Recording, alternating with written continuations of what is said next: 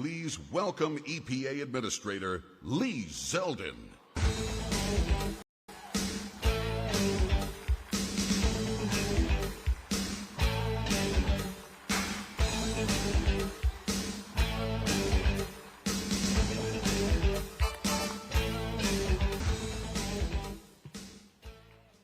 Oh, it's so great to be at Republican Jewish Coalition.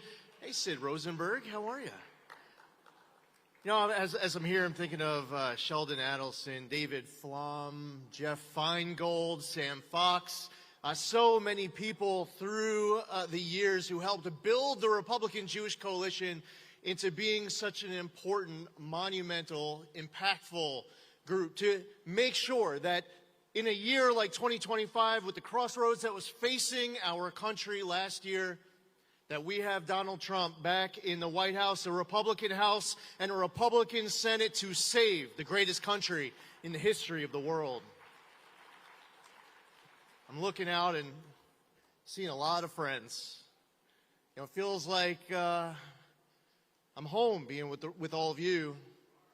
You know, over the course of your time in elected office, as all of you have been active, you meet people the first time, you don't know what kind of a relationship you may be forming, and then years later you realize it's permanent. There are so many people here in this room who are lifelong dear friends. And I thank you for everything that you have done through the years, the mentorship, the support, and your continued activism. We always need to be doing everything in our power to fight for this republic that is a republic worth fighting and even dying for.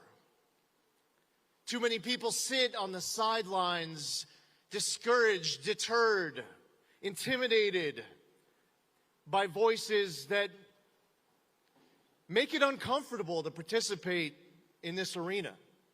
But when you have deep conviction and principle, you know what you're fighting for, you believe in that flag, you want to ensure that this Constitution and our freedom and our liberties are enduring. You can't sit on the sidelines. I have the great honor and privilege of serving in the cabinet of a great president who formed an amazing cabinet. President Donald J. Trump is back in the White House, and many thanks to the Republican Jewish Coalition for making that possible.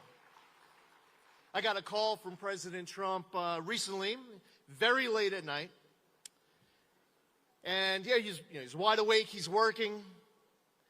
The conversation ends where he wants me to call two other members of the team, one cabinet member and another head of an agency, and then get back to him.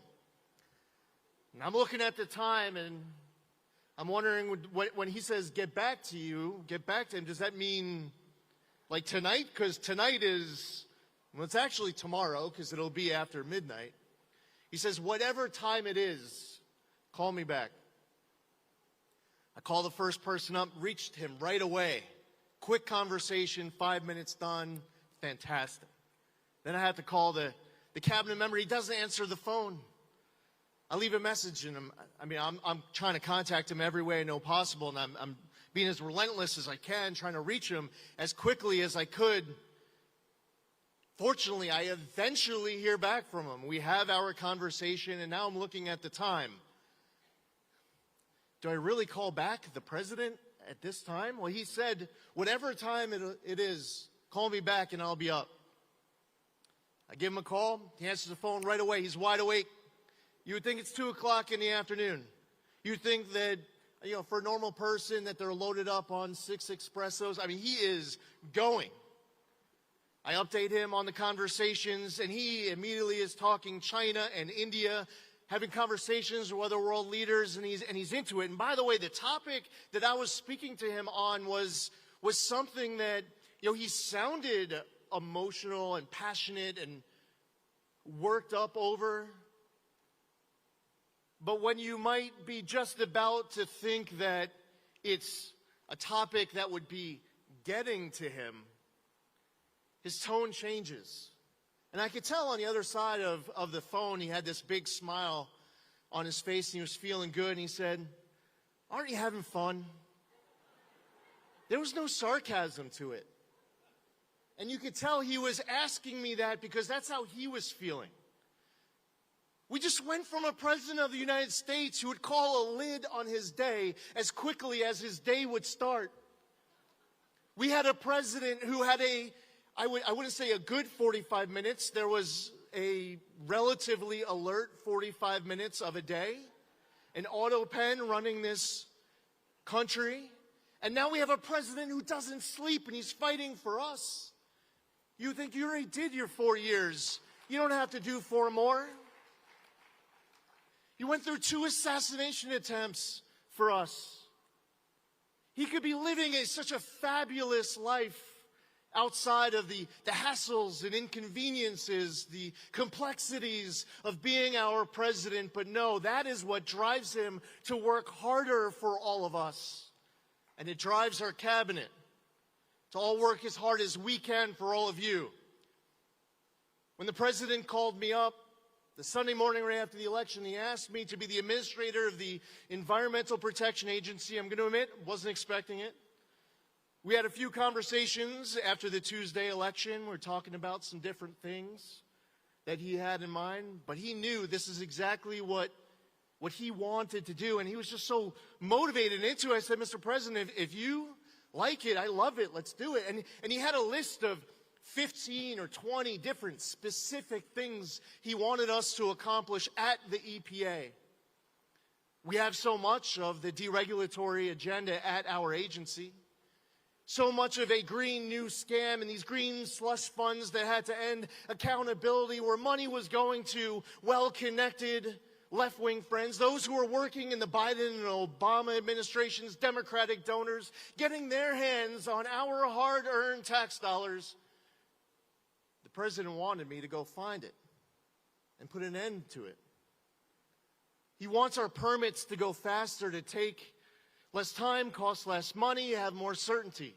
He wants to bring trillions of dollars into this country, and it is already happening. This president wants to unleash energy dominance, and I see that progress every day. He wants to fight for that American auto worker, to protect and bring back American auto jobs, and I see all the developments with the policies of this administration making it possible. Some of you were with me back in 2018 in Jerusalem, as the president was fulfilling a campaign promise that was not just his promise to move the embassy in Israel to Jerusalem. He was fulfilling a campaign promise of so many presidents and presidential candidates who had come before him. See, it's one thing to say something to get elected. It's something else to deliver on those pledges, those commitments, to be able to keep your promise. And I remember waking up that morning, and the front cover of the Jerusalem Post, which I still have in my office, said, "Promises made, promises kept." There may not be any better slogan in politics than keeping your commitments that you make when earning that trust in the first place. Now, I want all of you to keep something very important top of mind as we move forward. As we think of the link and the intersection between energy and the environment and our economy.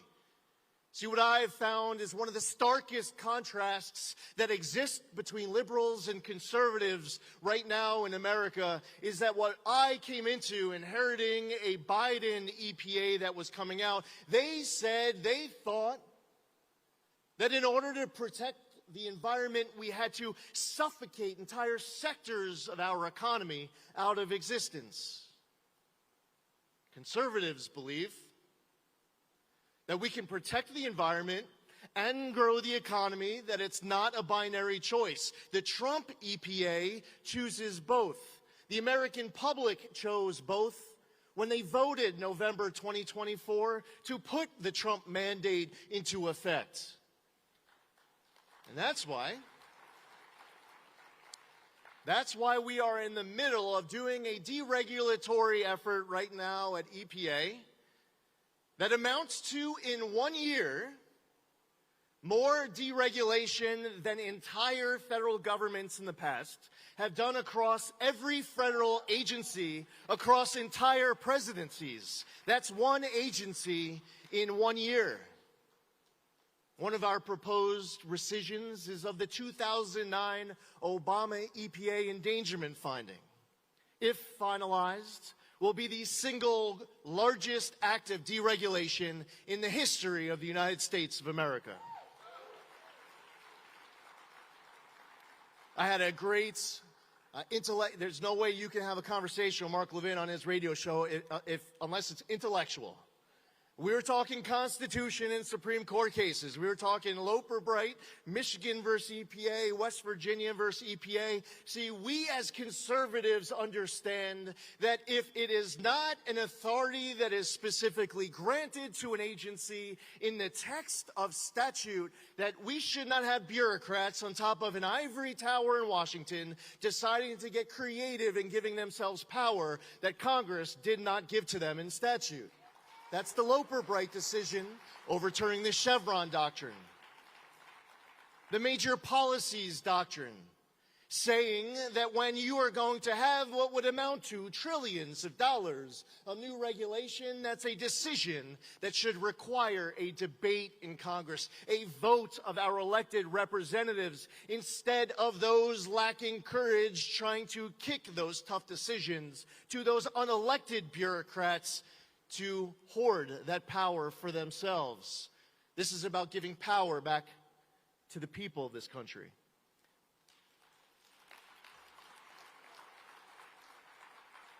Now, the two best announcements that we have made this year, on the 100th day of President Trump's term in office, we released a list of our top 100 environmental accomplishments of those first 100 days. And on the 200th day of President Trump's term in office, we released a list of our next top 100 environmental accomplishments from those next 100 days. See, conservatives love our environment. We want to be good stewards of the environment. Go speak to hunters and fishermen. So much of America cherish our beautiful environment. They want cleaner, safer, healthier land, air, and water. The people of Southern California, millions of them, are now seeing the results of operating at Trump speed to end a decades-long Tijuana River raw sewage crisis. For decades it's been going on, but under the Trump administration, we have been able to get agreement on what will be a permanent 100% solution to end it. See, on Trump speed,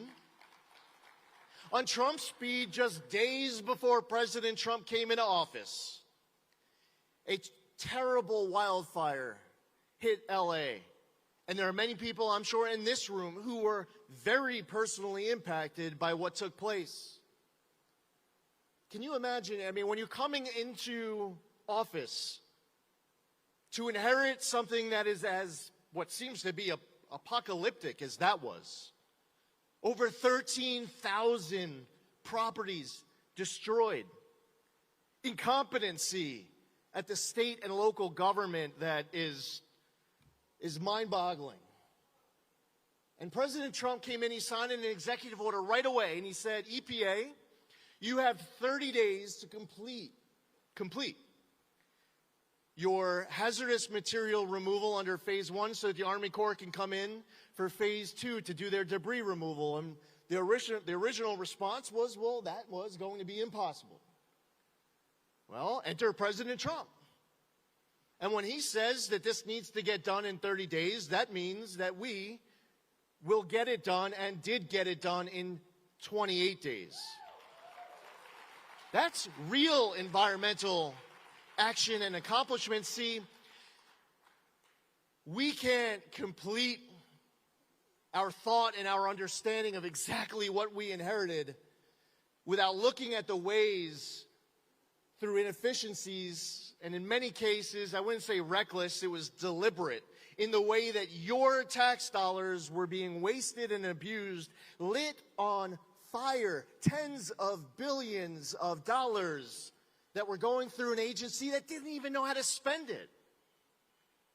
in the so-called Inflation Reduction Act. When it was President Biden and the Democratic Congress, they appropriated $27 billion to go through the EPA. Our annual operating budget is about $10 billion a year and going down. In 2024, EPA obligated and spent over $60 billion. Now, if you're wondering as you sit there, well, how much is the EPA costing us under the Trump administration? Well, I said our annual operating budget is about $10 billion. And so far this year, I have canceled over $29 billion worth of grants that were going through this agency.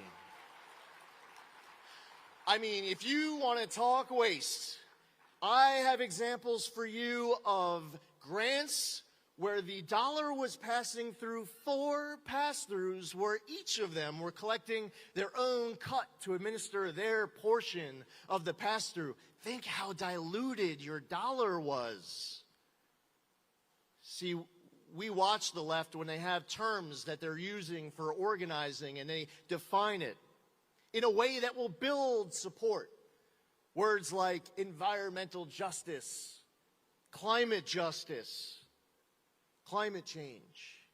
You come up with a definition of your term, you build widespread support, and then in the name of those terms, with your newfound power that comes from you entrusted by the people, you abuse it.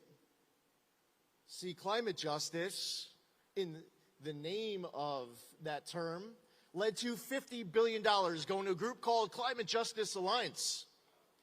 They say that climate justice runs through a free Palestine. And I don't know any way you want to possibly define the term climate justice, but I'm pretty sure that most of America would want to ensure that a dollar that is used for remediating an environmental issue is gone directly towards remediating an environmental issue right here in the United States of America, not towards a group that says that climate justice runs through a free Palestine. So, sorry, bad news. Sorry, not sorry, I guess, for those out there who were fighting with that belief that that's where the $50 million should go. That $50 million have been canceled. In the name of environmental justice, they'll say, well, there are these communities in this country that have suffered environmental damage. They need help remediating important environmental issues. And when they make a compelling case with that definition, we say, what can we do? We want to help. Okay, this is how you help. In the name of environmental justice, we are going to be giving money, $20 billion in fact, to 8 pass-through entities run by all sorts of former Obama and Biden officials as pass-through entities. And when the money goes through them, it'll go through, in many cases, other pass-through entities. And I, as administrator of EPA, couldn't even tell you the basic answers to your important questions as to where this money would go. That's where you hear President Trump often talk about the $2 billion that went to that Stacey Abrams-linked NGO. That was out of this $20 billion. That NGO received $100 in 2023. And then the Biden EPA gave them $2 billion in 2024. But even the Biden EPA knew that they needed to ensure that some basic standards had to be put on that grant agreement. So understanding the lack of competency of the people receiving your $2 billion, they required the grantee to complete training called How to Develop a Budget. They had 90 days to complete the training, by the way, but in the first 21 days, they are encouraged to start spending down the balance. Well, all of these grants that we speak of are canceled.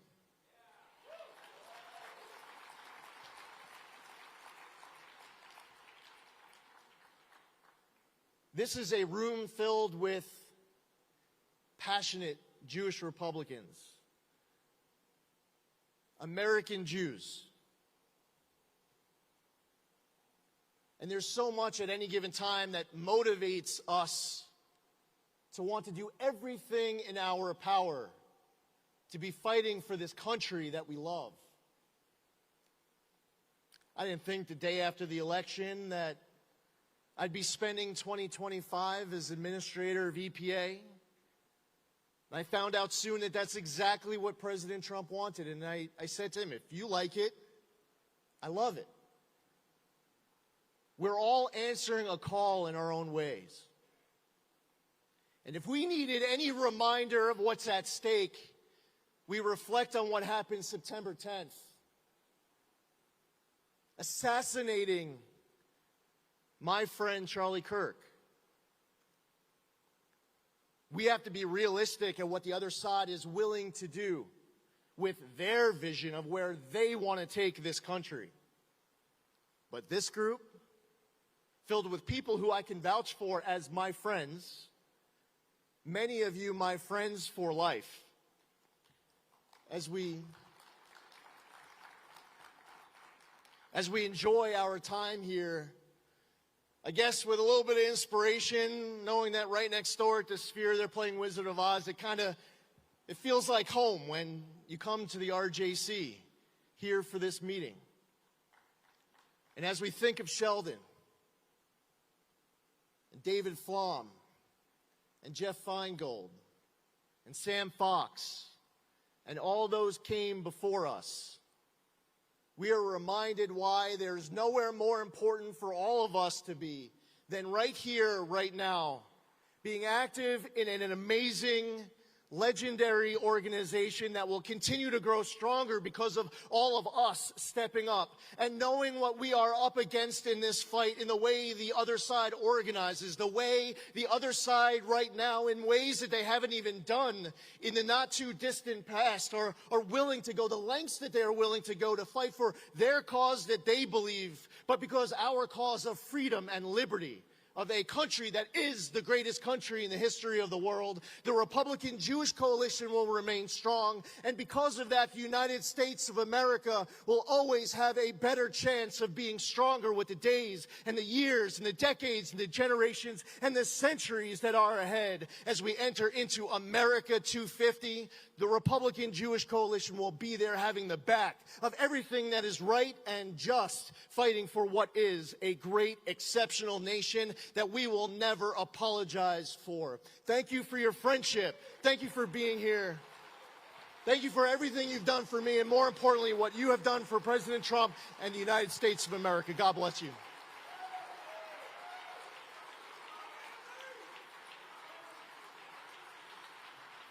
Welcome Steve Meisel for the presentation of the Defender of Israel Award.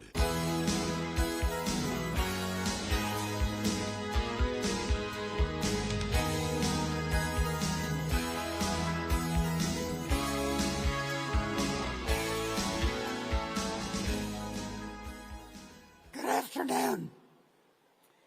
Each year, the Meisel Foundation honors individuals whose service to the Jewish people and the state of Israel has gone above and beyond. This weekend, we celebrate the return of the living hostages and some of the fallen ones to their families in Israel. And we continue to mourn the precious lives lost on October 7th, 2023, in the 2 years of war in Gaza. There's one group of people we have not yet focused on: the soldiers wounded in this war and in all of Israel's wars, to whom so much is owed. It is my privilege to introduce you to one such soldier, a brave hero of the Swords of Iron war in Gaza, who made it his mission not only to recover and thrive himself, but to help his fellow injured soldiers recover and thrive. Itai Sagi served as a reservist in the Syriat Miglan, an elite IDF force that specializes in operating deep inside enemy territory. On October 11, 2023, his comrades headed toward Gaza to fight the terrorists who had attacked Israel's just day before. Their truck got a flat tire near Kibbutz Sakim, in which had been attacked on October 7th. One group of Itai's comrades stayed to repair the vehicle, while Itai and the other group took cover from Hamas rocket fire in a nearby bomb shelter. Itai's group was ambushed at the shelter, with gunfire coming from all directions. And from then, well, I'll let Itai tell you the rest. Please join me in welcoming Itai Sagai.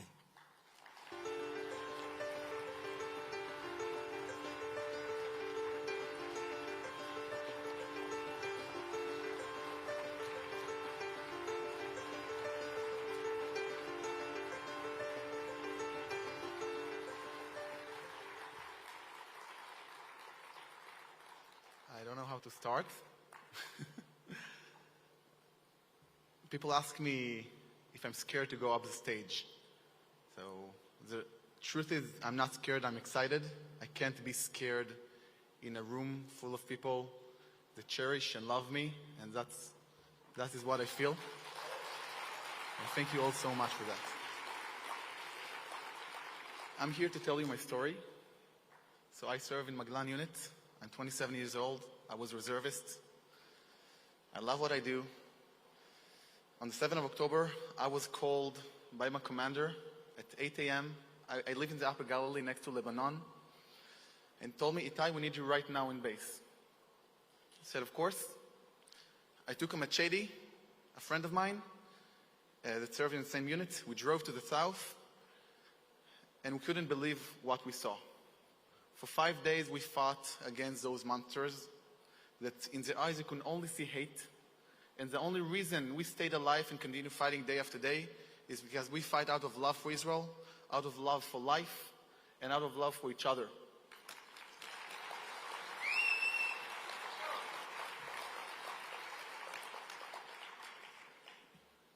After 5 days of fighting, we were on a mission, finally got a special mission. We needed to retrieve, to recover dead hostages' bodies from the Gaza envelope, from the Gaza Strip, and we were still in the Gaza envelope, inside Israeli territory. We're a team of 24 guys, the best men I know. I love them, each and every one of them, very much. And we drove in a column of 6 Humvees. When we started to get fired by rockets, one of the cars malfunctioned, and we took a high decision to split the force, to drive to someplace safe, so-called, on the border with Gaza, still inside of Israel. And we got there. There was a bomb shelter, big bushes around it, and good friends. And we ran into the bomb shelter, and out of the 12 guys that we split to half and half. 6 guys stayed outside, stayed in high alert. I was inside chilling, and after a minute, I went outside as well. I saw my teammates preparing for everything, when all hell broke loose. 8 Nukhba terrorists opened fire at us from all directions. I saw all of my teammates that were outside of the bomb shelter falling to the ground, some responding, some not responding to my calls, some shooting back, but all of them got shot in that moment. And I have like shiver in my body. I feel that all of my life took me to this moment to be the best friend I can, to be the best soldier I can. But more than all, to put a smile on my face. Because that's the biggest shield that I ever used and that ever helped me. And I see one of my friends crawling to me after he got shot in the leg and 2 bullets in the helmet. He shouts, "They're shooting me, they're shooting me." I raise my weapon. He crawls next to my legs. I see the terrorist emerge from one of the bushes, started to fire at me with his AK, and I just don't think. I point my weapon at him, release 2 bullets. They hit his head. He falls to the ground.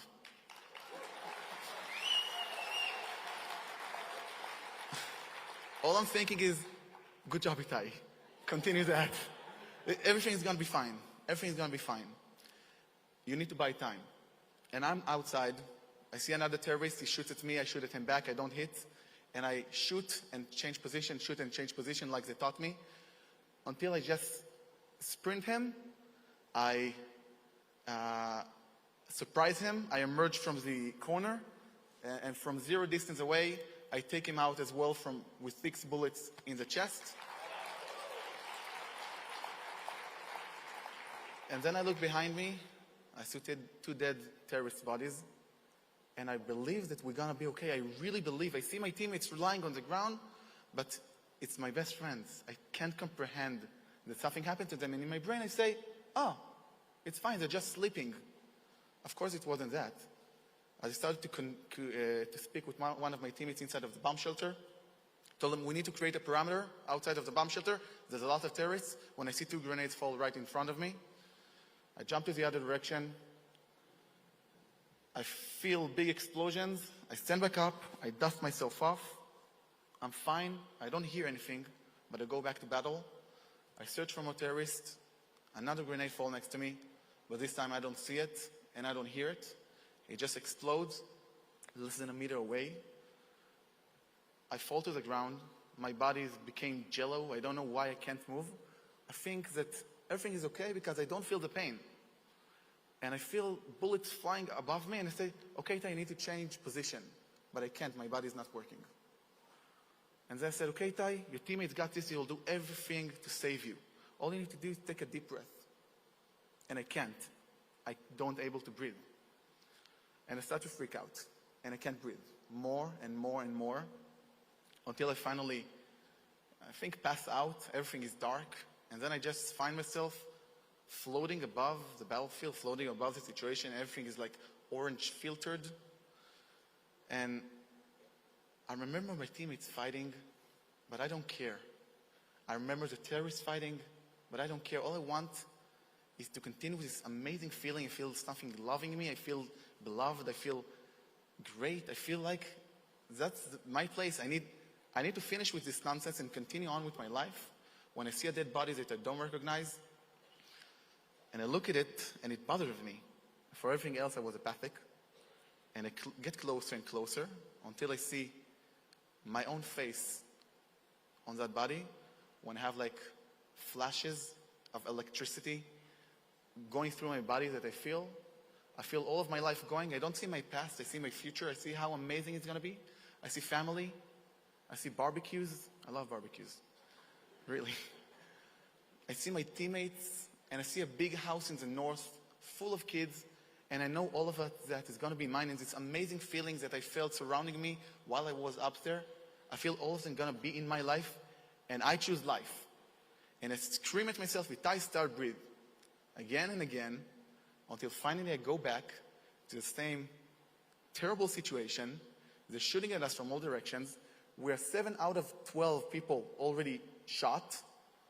But I feel the most protective that I ever felt in my life because I saw in front of me one of my teammates protecting me with his own body, will do whatever it takes to keep me safe, even though he doesn't know if I'm alive or not. And I just push myself into sitting position. All my right side didn't work. I have problems, that's fine. I went into the scope, started shooting a bit. He looks at me, scared, like, Itai, you alive? And then he just jumped at me. He screams in my ear, Itai, you're bleeding heavily. You have a fountain of blood from your neck. You can see maybe a little bit. I'm after 3 surgeries already. Looks good, right? Say yes.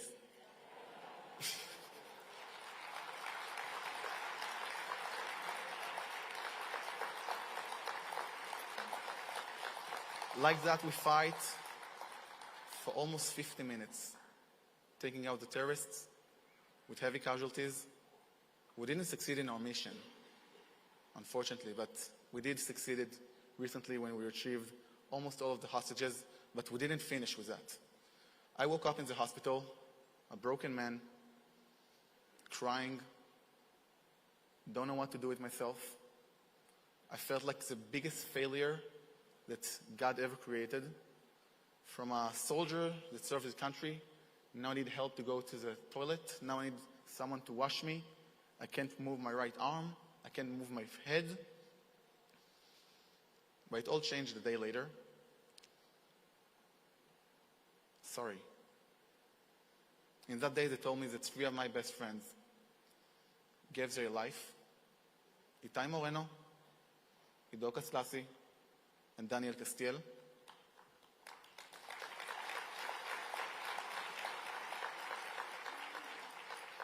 And I was broken from that and from injury.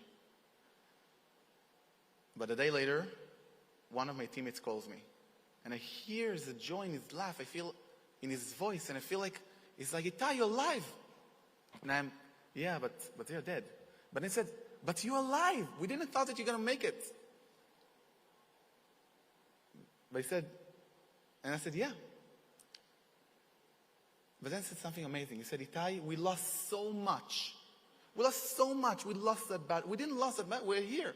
But we lost that battle 3 amazing people, our best friends. And along the war, we lost so many more. But you have so much more to live for. In Itai, in that battle, you saved 9 other lives because you managed to take out terrorists. You managed to fight. And that means something. That means so much. And I'm here thanks to you, and I love you.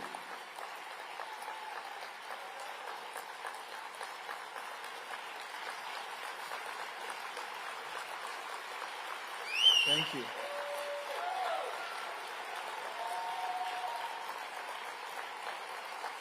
And ever since, my way to win the war, my own battle, to tell my friends above that we won, is just to be a better person, is to help someone else, is to be a hose and not a bottle that only takes to himself, is to take the good and bring it forward. That's what I felt in the hospital. That's what I felt from my teammates. And I feel it here in this room. And I want to thank you for the amazing support that you give for me, for the injured. And I have here 2 different buttons. How do you call it? Pins. One's a Hebrew hammer, because I love you. And I love everything you stand for. And second is the pin for the injured soldiers. That, yeah, we are here in the crowd, there's some of us, but we don't want your grace. We want you to believe in us that we're doing the best, and we're going to be even better version of ourselves than we were before.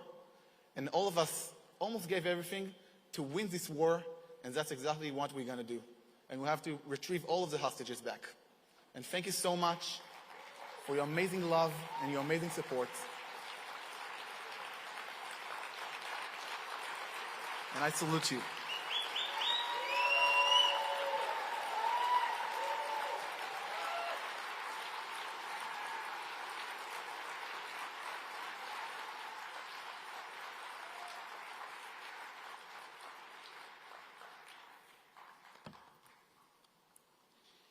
In assisting me in giving this award is Jack Edry.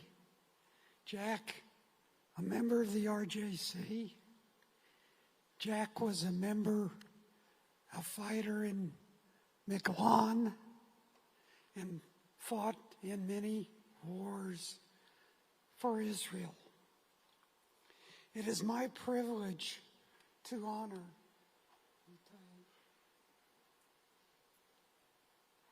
for his service in wartime and for his commitment to helping the thousands of IDF soldiers who have fought violently for their country and sacrificed so much.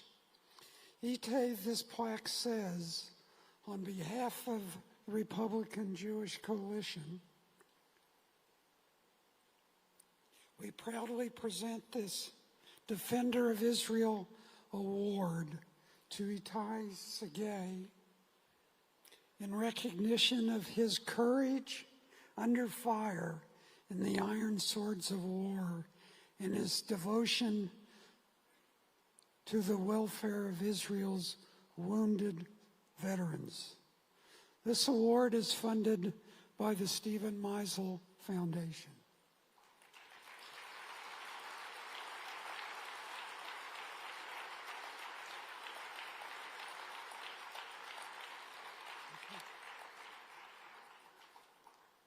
I want to say one last thing.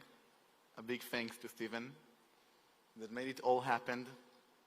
And I love you. You're my friend. And you're the biggest friend of Israel that I know. And thank you to RJC. You're so cool. Really, it's the coolest place that I've ever been in my life. I'm not kidding. Really, like, it's top of the notch, right? That's how we say it? Thank you.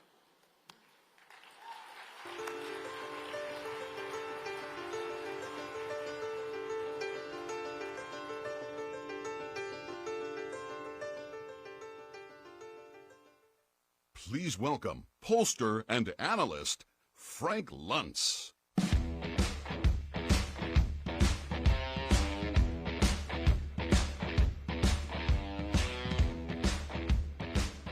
So normally I'd be coming into the audience to do this because I want to engage, but Itai, can you come back out for a second? I've never done this before in my professional career. Come on out. I'm going to come get you. All the way. Now, those of you know I don't like touching people or being touched. Come here. I'm a hugger. Oh, God, don't do that, Okay. please. That would be too much for right here. I cannot. I'm looking at you. You're, what, 27? Yeah. Fucking hell. I just said F, the F word. I'm in trouble. Sir, the reason I try to do language, the reason why I try to do communication, so that you never again have to go through what you went through. The success of Hasbara is that we don't need to fight, that our message is so strong and so clear and so effective that our enemies go away. I promise you, if we can get the people in this room on message, we will not have to go through what we just went through. And you, sir, are an inspiration. You are my hero, and it's an honor, and I will work so that we never have to meet again. I hope so. No, I do want to meet you again, but in good reasons. Like, Okay, only if you're buying. only if I what? Buying. Buying. You see, Jews don't know that phrase. I don't familiar with that word. And I rest my case. Thank you very much. Thank you.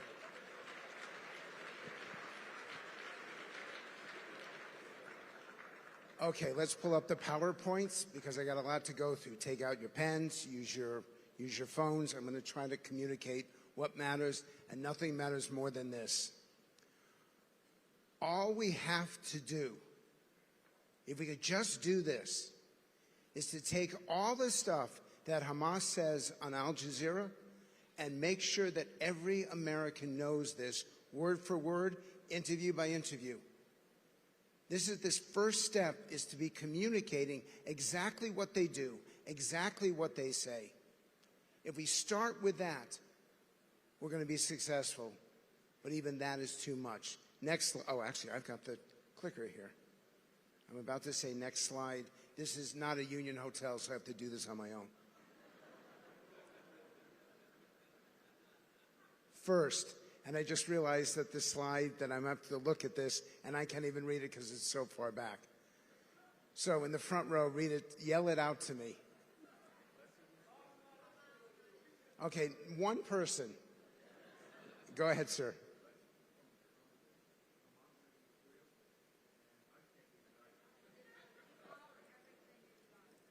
everything is Gaza. Oh, show it.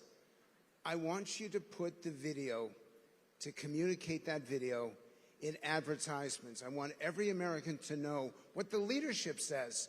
They can't deny it. You understand that when they appear on American television, they say one thing, and when they appear on Al Jazeera, they say something completely different. We should ensure that every American has a free subscription to Middle Eastern Al Jazeera so they can see the language that they're using, because that would change everything. And the second thing, I'm going to bring it all down. And actually, I'm going to walk over here because it's the only way that I can see it. I know that I'm going out of the light, but I can't read it from over there. I have to be careful they don't fall off here. One of the key words in all of this is corruption. Where is the money gone? The UN has spent billions of dollars in Gaza. Where did it go? Why did it not go to books? Why did it go to tunnels? It should have gone to books, not bullets. This is the language that moves people.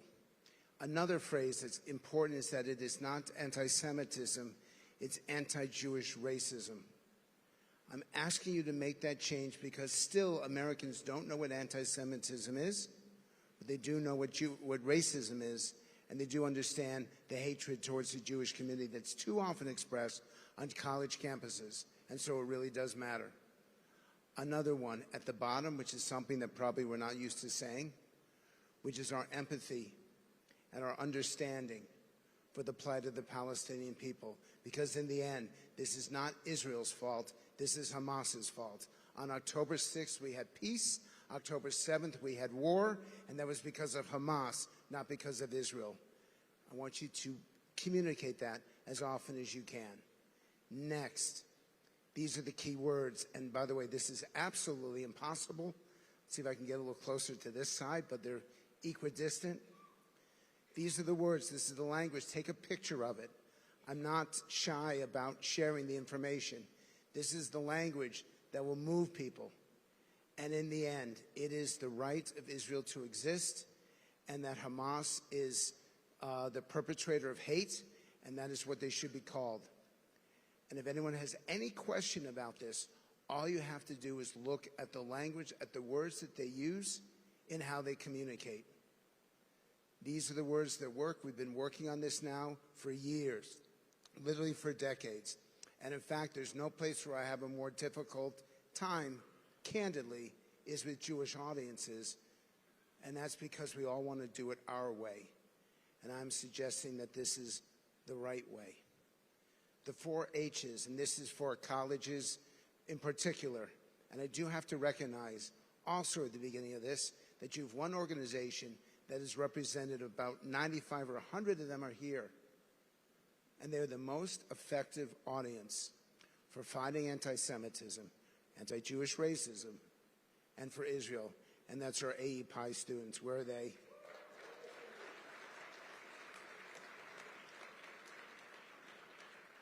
So, you know, tomorrow I'm taking 18 of them to the football game because I want them to enjoy themselves.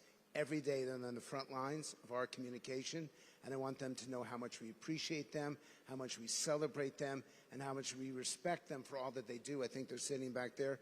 Guys, thank you very much for all that you do. And notice the 4 H words here. And they may not be spoken that often by individuals in this room, but this is what the public wants to hear. The humanity, human rights, humanitarian, and how on October 7th, the inhumane conditions. And they really were. Next. And these are the phrases, this is going to kill me again.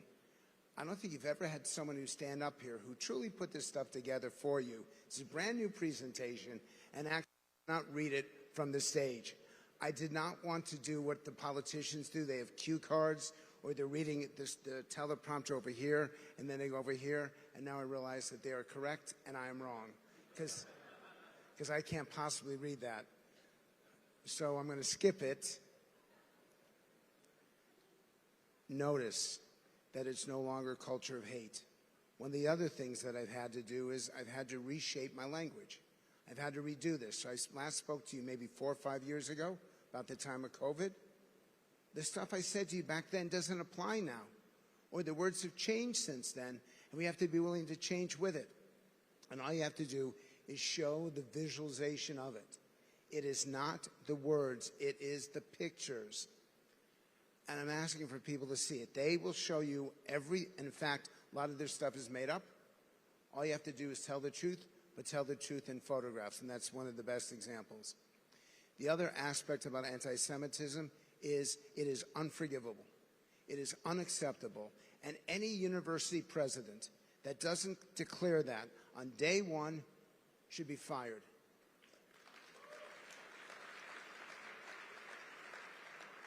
And anyone in this room who donates to a university, you are causing yourself pain and suffering.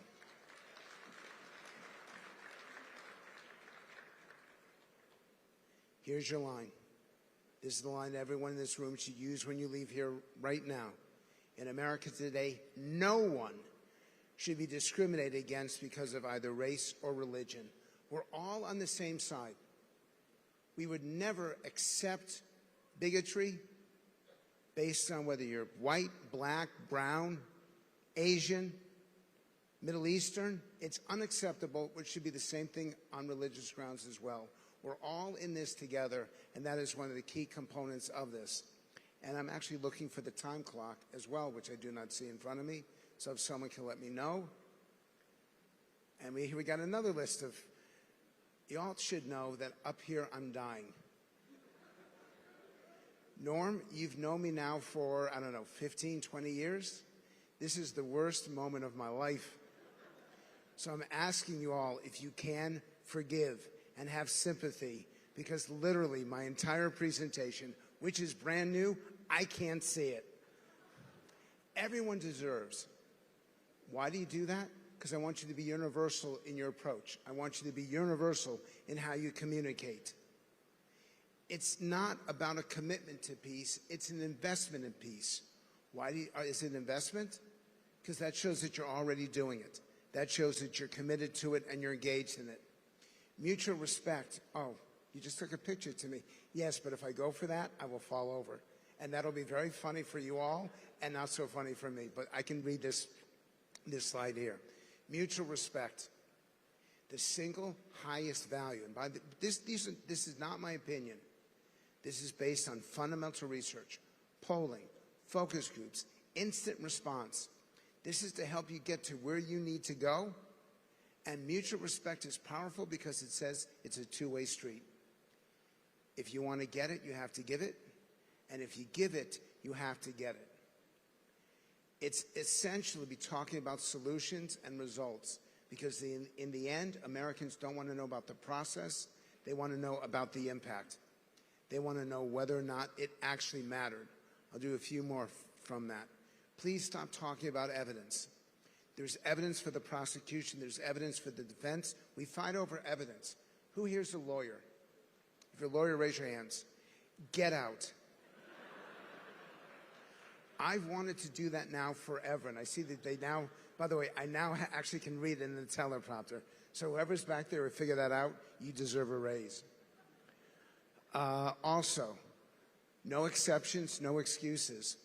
This is what we ask for. This is actually what we insist on, that we will not have this continue. It's the only way to fight it is to say that there is zero tolerance. Notice at the bottom left-hand side, working together side by side. Everyone has a vision of that. Everyone can see that in their minds.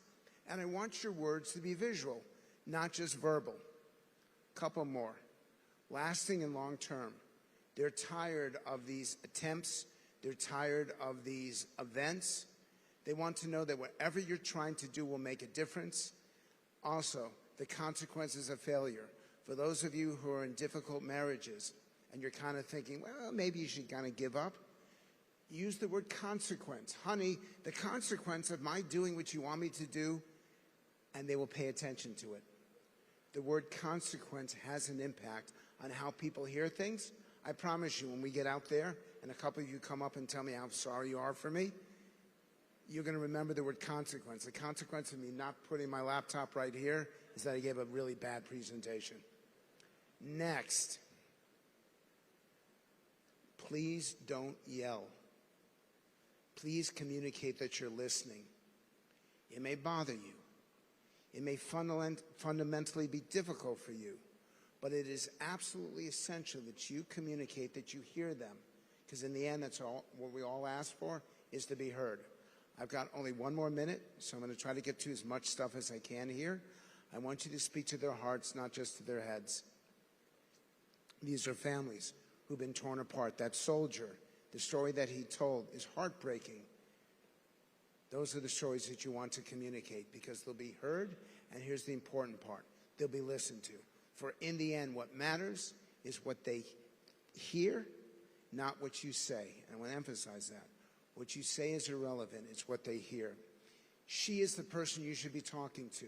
The young woman, age 30, Democrat, is more likely to be hostile to Israel than any gender age group that exists.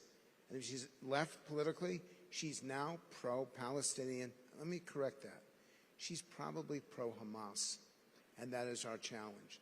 And for guys in this room, whoops, I'm going to go back for 1 second. For the guys who are in this room, see if I can go back.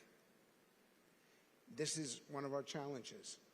If there are women in this room under age 30, you should be speaking every single day that you can on social media, because you're the most credible. If you're a guy who's over age 60 and you look like that, be quiet. Give them 3 pieces of evidence. And the reason why is that 1 is random, 2 is a trend, 3 is proof. I'm going to do 1 more slide for you and then get out of here. Start a sentence with because. I know that every English teacher will be angry at this. If you start the sentence with because, it means you're explaining before you're declaring. And that is so important in this process, to be able to give people the information that they hear it and remember it. A sentence that begins with because will be heard. I thank you very much for this opportunity to speak to you, and I hope this has been helpful. Thank you all.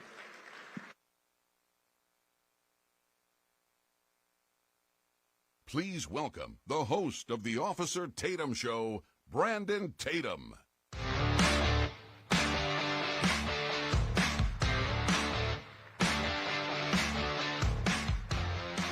How y'all doing this afternoon? Boy, I tell you, y'all have no idea how grateful I am and how excited I am to be in a room full of sane people. Now, some of you guys may be on social media like I am, and you can see the lunatics. They're still saying I'm getting paid $7,000 per post. So if anybody in here know the hookup, can you hook a brother up and get me $7,000 per post, please? Get with Dylan Marks in the back. He will lead you where you need to be. But I'm excited because I think it's a calling on all of us to stand up with the relationship that we have with the state of Israel and our Jewish brothers and sisters. I am the most excitable person when it comes to this topic. And I will stand with my Jewish brothers and sisters to the very end.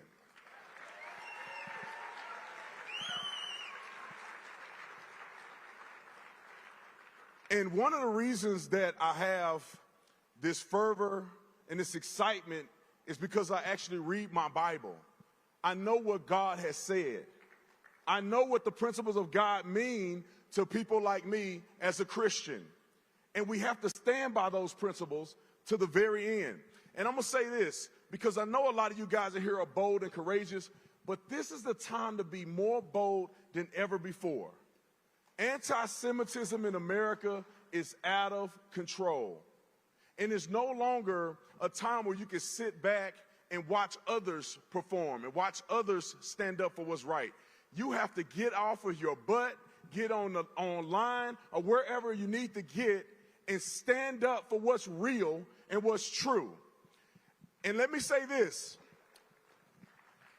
I will never capitulate. I will never give credence to foolish people who are anti-Semitic, who are racist, people who hate America. I will never support them. I don't care how long you've been podcasting. I don't care how many followers you got. I don't care how much money you got. When you platform somebody, bring somebody on your show and let them just dog out Jewish people, let them just dog out and say they support Stalin, I will never support you.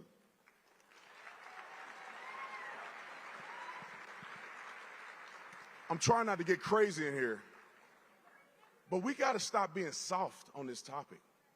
We got to stop being soft on the topic. Let me tell you what cancellation is not.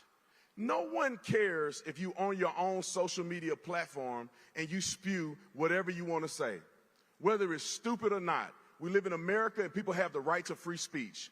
But we don't have to platform you. We don't have to let you come on our programs and say stupidity and spew stupid stuff.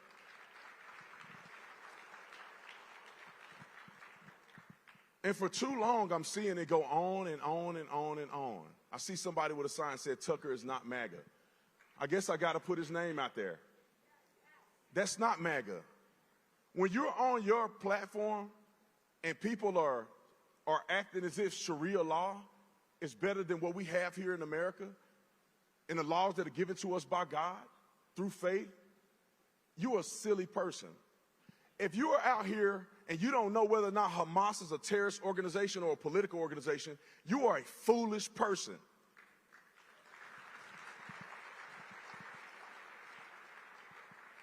And since I'm already name dropping, everybody saw that interview. You have a guy say that he supports Stalin and that he was a big fan of Stalin on your show. You can have him on the show, but doggone it, you better push back on people like that. There's no way you can say that you're a Christian. There's no way you can say you believe in God and you support a person like Joseph Stalin, who did not believe in God, who killed so many people. Enough is enough. We're not putting up with it anymore.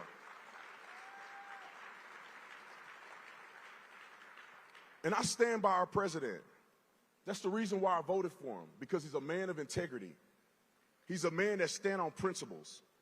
And he's a man that's going to be true to what he said. Now, you can decide whether you like what he said or not, but you can guarantee that he's going to stand on what he said. And this is why I love Donald Trump. And when I watch Donald Trump and I see him with Bibi Netanyahu, I see people that operate in reality. The reality is that Israel is one of our greatest allies. And for people to think otherwise, you fall in one of two categories. You're either ignorant or you simply hate Jews. Quit lying to yourself. Quit trying to cover. You just hate Jews. Just say it. I don't want to hear I'm just asking questions no more. You're not just asking questions. Asking questions means you do your research first before you put something out into the atmosphere. It's not asking questions to make accusations. If you somehow think the Jews run the world, you are a fool. If you somehow think that Bibi Netanyahu runs Donald Trump, you are a fool. Donald Trump don't even run Donald Trump. That inner voice in his head that's saying, don't tweet that, don't do that. He like, whatever. I love you, Trump, if you're watching this. I'm just making a joke. Y'all better put a monitor here because I'm going to talk for 35 minutes.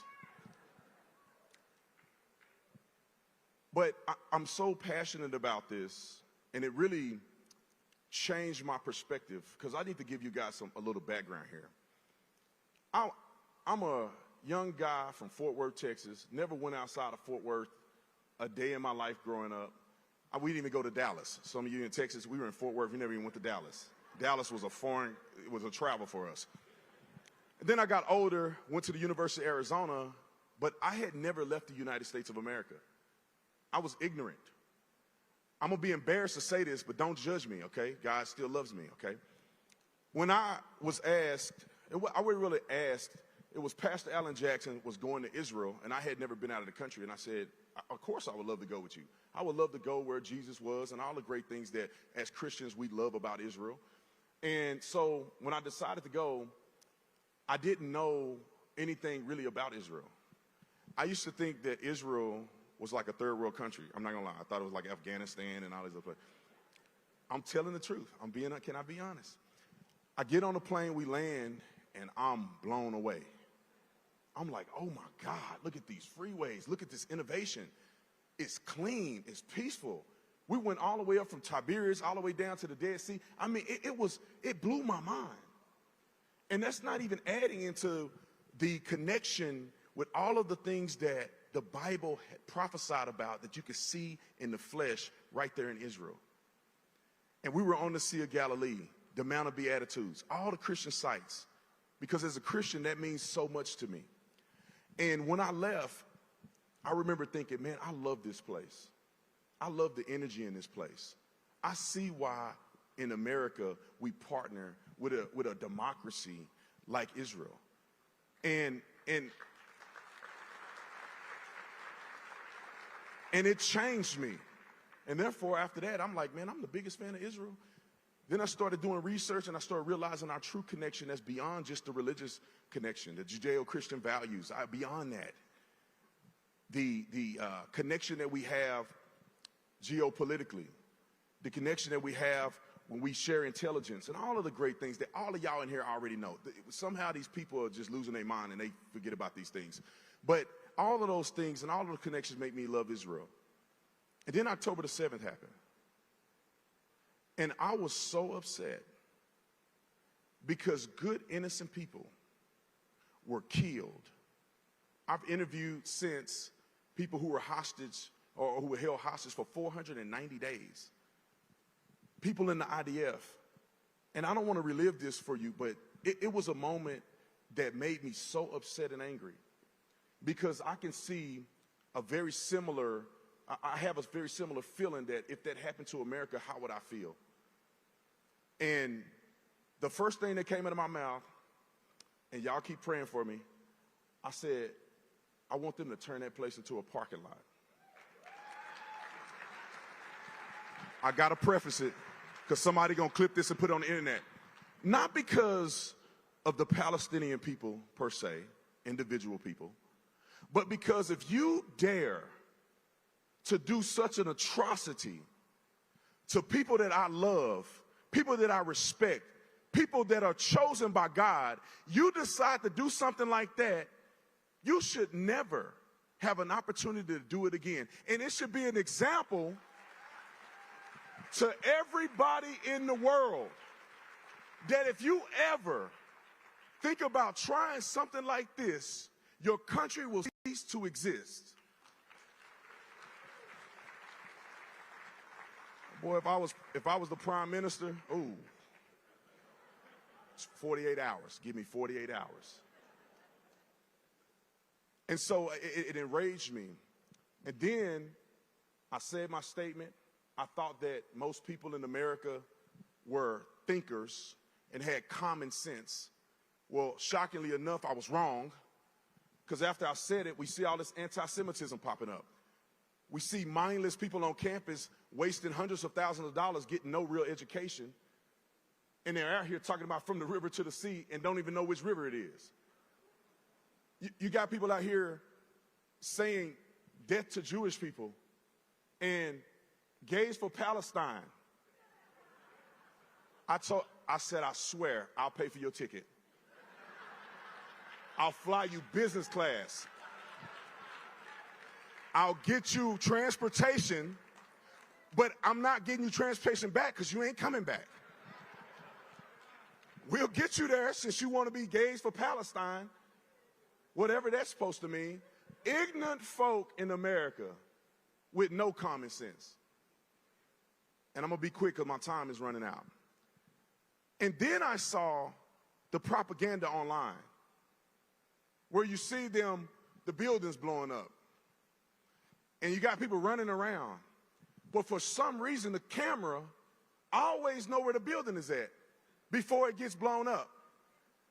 And I said, I'm not the smartest person in the room, but how does a cameraman know that the building is going to blow up, but nobody else know? That, to me, ladies and gentlemen, is propaganda.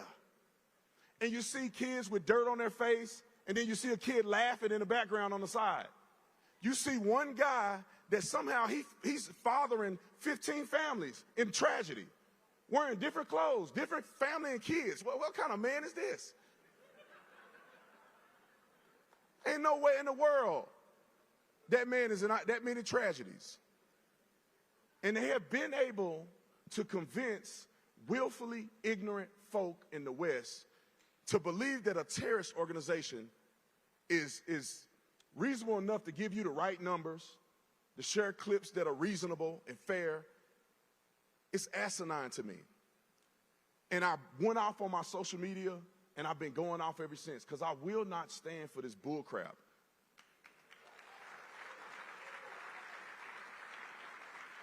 And I'm gonna walk off the stage with this. I want to encourage every single person sitting in this room. Do not allow the opportunity for you to be here, for you to just be here to hug people and say hi and drink some tea or whatever you do and slap high five. When you leave here, you better leave here different than the way you came. When you leave here, you better leave here more bold, more courageous, and standing up more than you ever have before.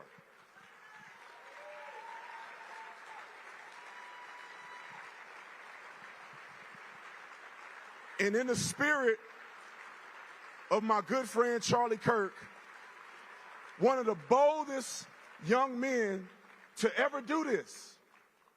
And I know many of you in here love Charlie. Many of you in here miss Charlie.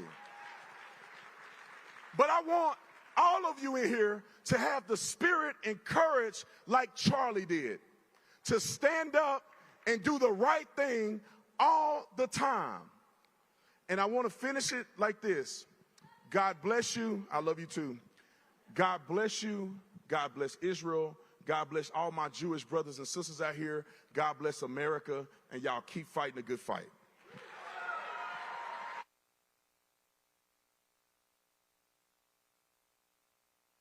Please welcome the host of Sid and Friends in the Morning on 77 WABC, Sid Rosenberg.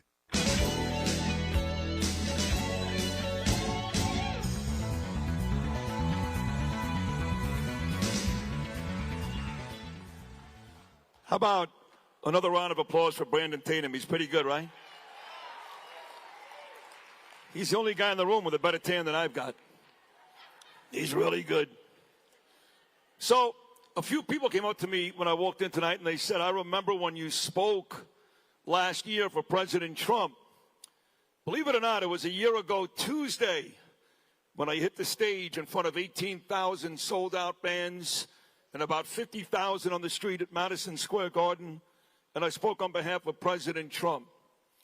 That was 9 days before the election, 9 days before Donald John Trump once again became the President of the United States. And as my friend Siggy Flicker, where are you, Siggy?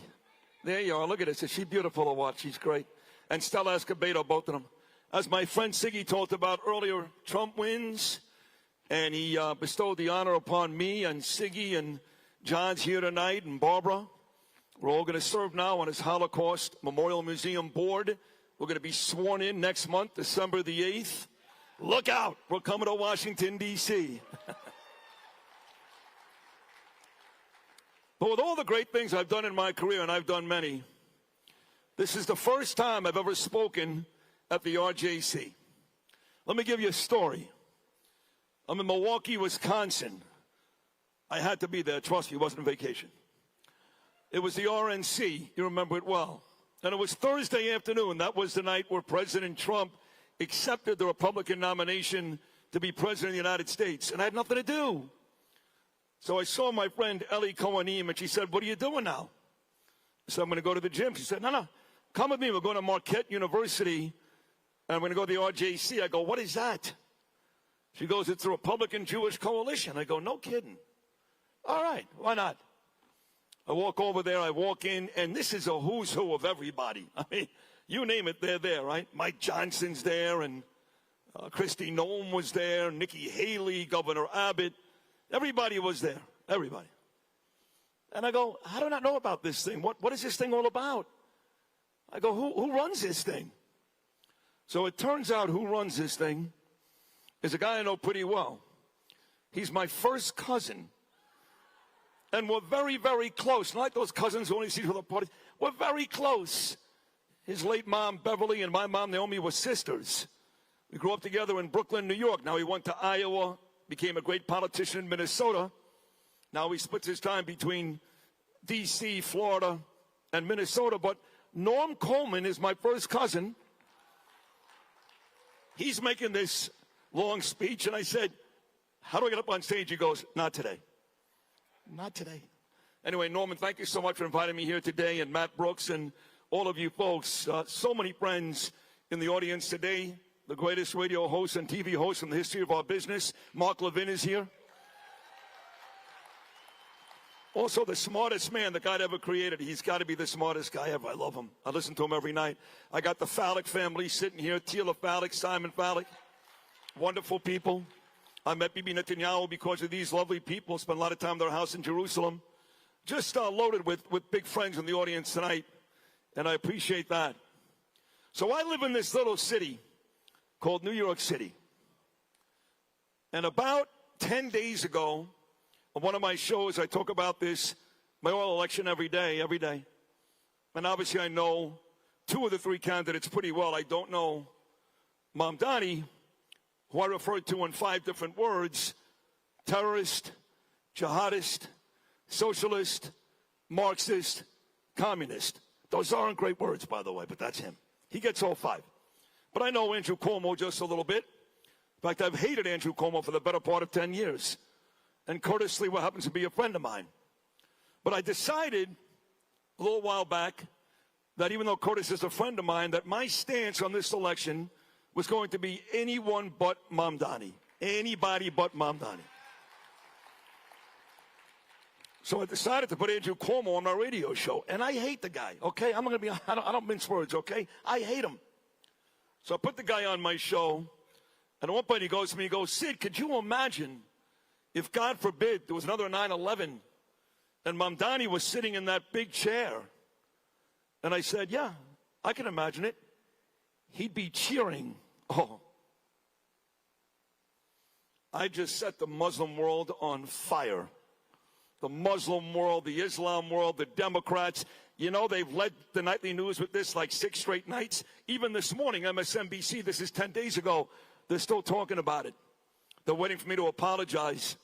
You know, in one day I got called out on Twitter by Ilhan Omar, by Mamdani, by some guy named Sean King, by Kathy Hochul, by Bill de Blasio. This is in one day. I said, wow, I'm really doing something right? I'm a hero at this point. I'm a hero. I take none of that back. I said he'd be cheering. And the press has asked me time and time again to apologize. And New York has asked me to apologize, and all the New York Democrats. And I won't apologize.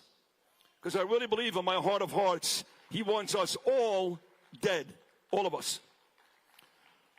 But could you imagine that we're at the place in our lives right now that New York City, outside of Israel, more Jews in New York City than any other place in the world, we are this close to electing a Jew hater as the mayor of our city.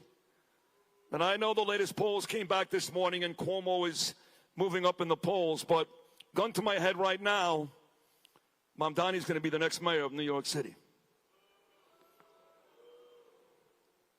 Here's the worst part. A lot of the folks that are supporting Mamdani, I saw the numbers the other day. Siggy, you sent me something. It's down to 14%. No, it's not. A lot of the folks that are supporting Mamdani are Jewish. When somebody explained to me what has happened to our people, I can talk about Tucker Carlson all day. He's a douchebag. I can talk about Candace Owens all day. I got a word for her, too. It rhymes with punt. I got a word for all of them. These are Republicans, mind you. These are our people, right? But Jewish people voting for a man that wants us dead. I just saw a commercial a couple of days ago with Reform rabbis who happen to be some of the worst people God ever created, just so you know. It's about as bad as it gets. 3 ladies, Reform rabbis, dancing in the streets in the joy that Mamdani will be the next mayor of New York. But here's where we are. So when this group gets together and talks about Israel, talks about Hamas, as important as it is, now it's home. Now it's home. I mean, you got to understand, I was the type of Jewish kid growing up with Norman Coleman. I've always been proud of my religion. I say this every time I speak. I'm not exactly the most religious guy, you know. I was the type of kid who would celebrate the first 2 Seders and eat veal Parmesan on the 3rd Seder.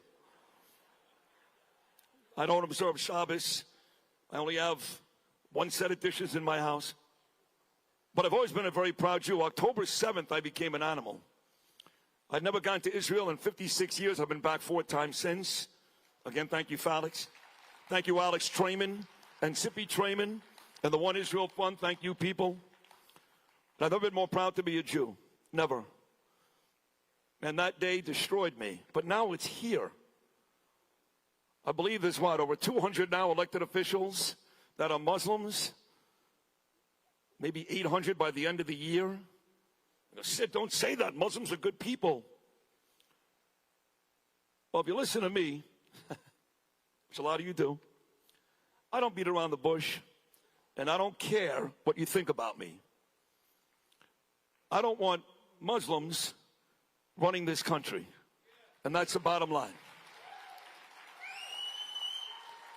When somebody can explain to me how their ideology, their religion, their philosophy is in line with the Constitution of the United States, then I'll apologize. You raise your hand right now if you can do that. Somebody? Somebody? No, it doesn't. It doesn't. I'm pretty familiar with the Bible and the Torah. There's no murder in there, right? If you don't believe what we believe in, we don't want to kill you. They do. Now, I'm not saying every Muslim's a bad person. But when you preface something with something like that, the odds are, a lot of them are, right? I don't want to preface it by saying this, but the truth is, it's a problem. And when they took over New York City, which they're about to do in 4 or 5 days, the rest of the country gets a heck of a lot easier. We all can't move to Florida. I'm sorry, Siggy. I lived in Boca for 16 years. I was bored to death. Bored to death. And Israel is great, but they play football games at 3 o'clock in the morning. That's weird for me. So, for some of us that actually like New York City, and some of our better states in this country, it's scary. So I think we need to figure out, as a group of strong and proud Jewish people, what do we do from here? How do we make sure that this invasion doesn't continue? And how do we make sure that my 16-year-old son, Gabriel, and 21-year-old daughter, Ava, can take the 6th train in New York City and wear their Star of David and not worry about getting home safely? That's our job, okay? This is all great. It's a gorgeous hotel. The food's great. We'll have a big gala tonight. Brandon Tatum's great. Scott Jennings is great. It's all bullshit compared to the big deal, which is we need to protect each other. And we need to find a way to protect the United States, Israel, our finest cities and states, and get back to being America, because right now, this is not the country that I recognized when I was a little boy on Quentin Road in Brooklyn, New York. God bless you all. Thank you very much.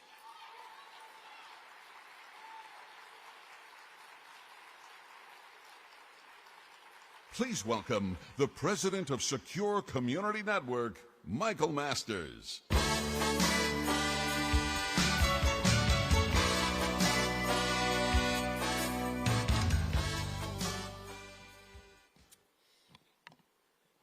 Just over 2 years ago, a peaceful morning at Kibbutz Nahal Oz was interrupted as terrorists flooded into the community. By dusk on October 7th, 66 members of the kibbutz and neighboring base would be murdered, 18 hostages taken. But this was not the first time that violence had visited the kibbutz. 67 years prior, in 1956, the kibbutz was to host 4 weddings on one weekend in April. Those weddings would be canceled. The morning before, one of the residents was ambushed, killed, and his mutilated body dragged back to Gaza. In 1956, Moshe Dayan, who had traveled to Nahal Oz to celebrate a wedding would instead deliver a eulogy, one of Israel's most well-known speeches. He said, "Hundreds of thousands of eyes and arms huddle together and pray for our coming weakness so that they may tear us to pieces. Have we forgotten this? Don't we know that in order for the hope of our destruction to perish, we must be armed and ready morning and night. We must not avert our gaze lest our hands be weakened." The words Diane spoke 70 years ago ring true today, and the threat he mentioned persists. But it's not just on Israel's border. It's not just on some other continent. It is here, in this country, in Pittsburgh, in Washington, D.C., in Boulder, Colorado. Will we avert our eyes? Will our hands be weakened? Or will we, as Diane implored, work to be ready?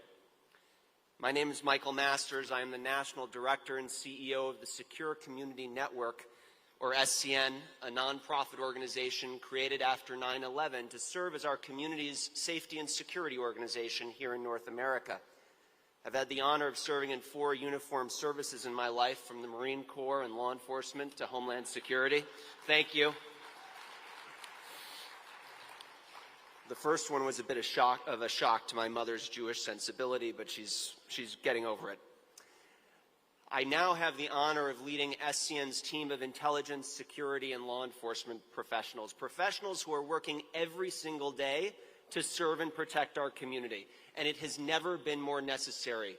As we've heard, screams to globalize the Intifada on our campuses, officials who support the slogans of terrorist organizations in our city councils.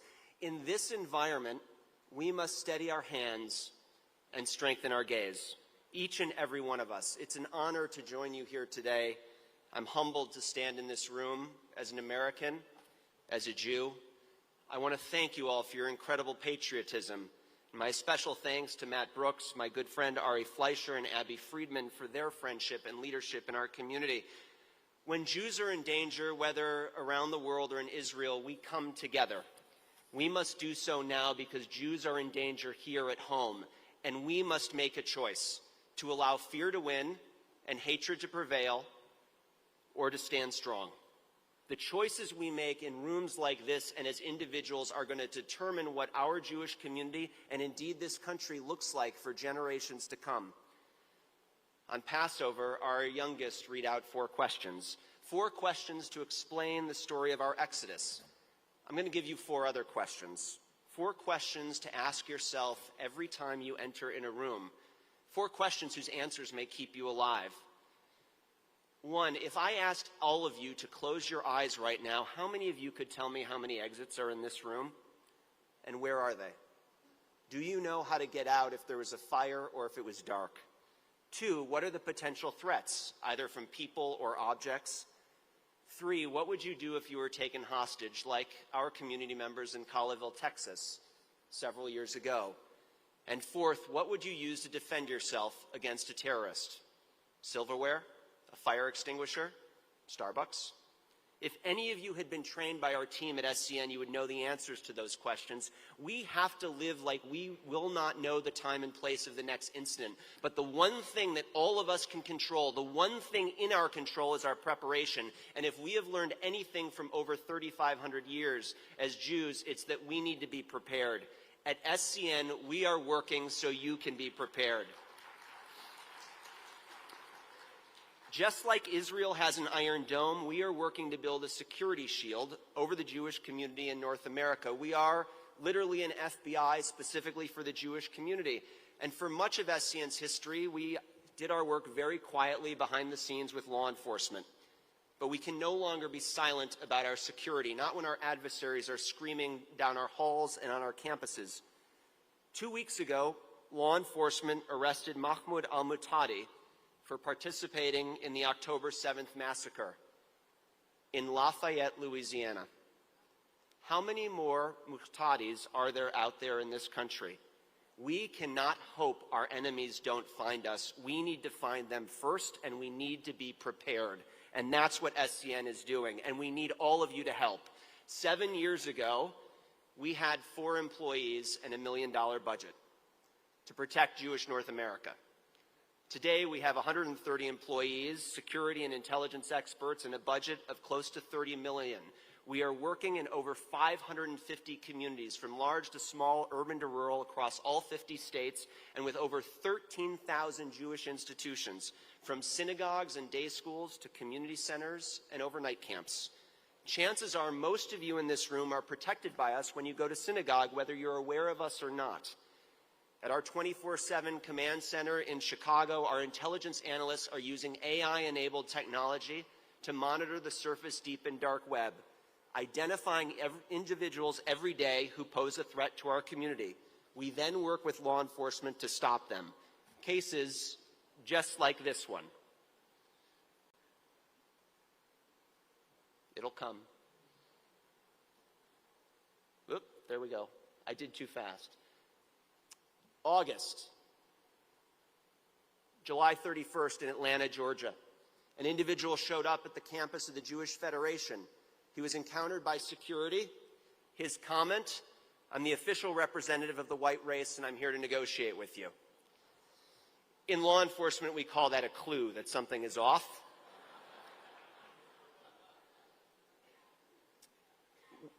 The security personnel at that federation took down this individual's license plate. They took pictures of him. They sent it to our command center in Chicago, where our team of analysts identified the individual, de-anonymized his social media accounts, and identified any number of threats that he was making towards the Jewish community. Not just these, but pictures of himself with firearms and making other threats as well. We worked to put an alert out to all 34 Jewish institutions in the greater Atlanta metro area, thanks to our partnership with the Atlanta Police Department, brave men and women who serve in law enforcement. They increased their patrols to over 80 Jewish facilities within under 90 minutes. But that wasn't all. We worked with law enforcement, and less than 56 hours later, this individual, this offender, was in custody, arrested. Federally charged by the U.S. Attorney's Office. In August alone, we worked on cases that led to arrests from Atlanta, Georgia, like this one, to Glendale, Arizona, and from San Antonio to Virginia Beach.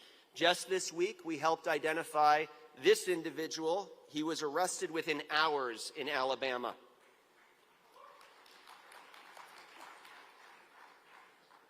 That gun and that ammunition's not for duck hunting.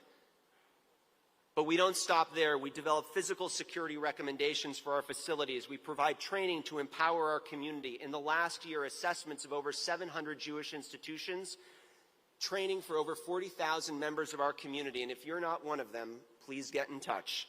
But our task is getting harder every single day, which is why we need your help and support. I'd be honored to meet with you. While I'm here, please find me after my remarks. We want to work with you and in your communities. Since well before October 7th, the Jewish community has been in a war. And in this war, our adversaries don't want to understand us. They're not interested in changing our minds. They're interested in ending us. But our enemies will only be successful if we let them. The matriarch of my family, my grandmother, passed away in April at 97 years old. She was an amazing woman, driving our family's Jewish involvement and philanthropy for over 7 decades. She was a true Lion of Judah, and boy, could she roar. And while she received many accolades for her efforts to support our community over the years, it was not through awards that she wished to be remembered. It was in life lessons. 15 years ago, when I got married, she gave us a letter written by her father, dated June 24th, 1939. It was to the heads of the American Joint Distribution Committee. Dear sirs, of all the great humanitarian services that our organization has rendered to the Jewish people, its accomplishments in connection with the St. Louis episode is one of the most outstanding. Not only did you save the 937 unfortunate, homeless, wandering souls from despair and probable death, but you brought great mental health to millions upon millions of other people who were filled with anguish and hopelessness concerning this cargo of human beings. Your accomplishments should remain in the history of human activities for centuries to come. Let us hope that we will not have to read any more of such horrors perpetrated against our community or any others in the world. Sadly, our great-grandfathers' hope would not be the reality, either in the years after 1939 when much greater horrors came to light, or today. My grandmother's lesson, Nani to me, Mrs. Horwich to everybody else, in sharing this letter was simple. When Jews are in danger, we're obligated to help, wherever they may be, whatever the cost. 86 years ago, we found safe harbor for those wandering souls of the St. Louis. Today, we must invest in security to ensure that we can remain strong here in the greatest country in the world, the United States of America. We must invest to show our adversaries and enemies that we will be wandering souls no more. We must keep our mezuzot up. We must wear our Magin Davids. We must ensure our kids can march in defense of freedom. 56 years ago, Golda Meir stood in the Knesset and noted that we refuse absolutely to be the only people in the world which consents to have its fate decided by others. Let's be sure our enemies hear us and know they will not decide our fate. We are not going anywhere. We are here to stay with strength and courage. Hazak ve'emetz. Thank you very much.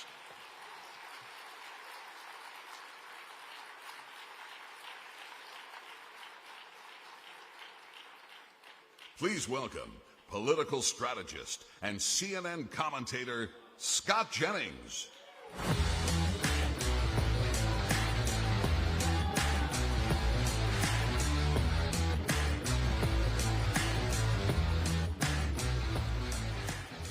Well, thank you all very much for having me here today. I am beyond humbled to be among all of you. Some of you know me from my work at CNN. Most nights I'm the lone voice in the wilderness, the resident contrarian, or as Bill Maher calls me, Lonely Scott. Now, I'm not used to speaking uninterrupted for more than 7 seconds at a time, so I'm going to do my best to make it through this uncharted territory. Today, I want to talk to you all about what I believe our calling to be. It is my sincerest belief that everyone in this room is doing nothing less than fighting for the future of Western civilization. I've been involved in politics now for a long time, 25 years. Over half my life, I have spent in service to the conservative cause. Candidates have come and gone. The issues of the day have evolved over time. And goodness knows, our opponents have changed. We now face the most radical, anti-American political opposition that any of us could imagine. It's scary, really, just how much the liberal movement has been hijacked by the enemies of the West, by those who believe the American founding to be rotten at its core and that it should be ripped out, root and branch. But our politics now, more than ever, is a fight for the future of Western civilization. And every time I step into the arena over at CNN, I feel like a gladiator fighting for the West, sometimes against people who very much would like to tear it down. And here's what I know. We cannot quit. We cannot stop. We cannot tire. We cannot fail. And in this fight, we cannot concede any ground. Not in politics, not in education, not in business, not in culture, and especially not in the media. We are on the front lines of a fight that will determine whether our children and grandchildren will grow up in a world where the values of Western civilization persevere, or whether they will grow up in a world shrouded in darkness under ideologies and belief systems that are the very enemies of human liberty.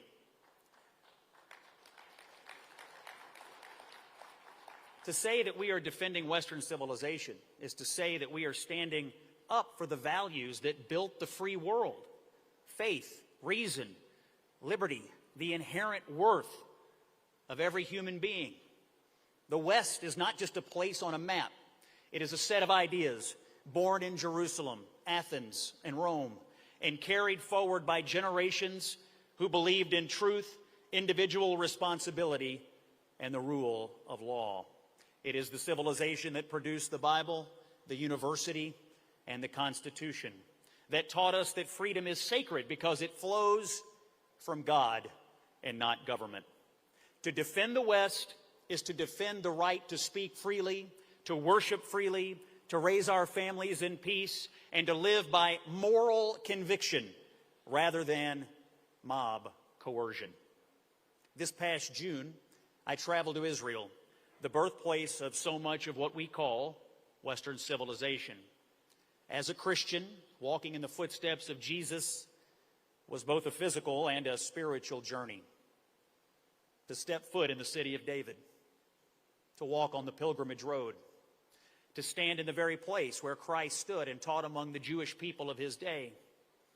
There is an inextricable link between Christianity and Judaism. We all trace our origins to the covenant that God made with Abraham. Jesus was a Jew, and we all share the same core values: justice, compassion, charity, and the pursuit of peace. The very fundamentals of Western civilization are traced to our Judeo-Christian heritage.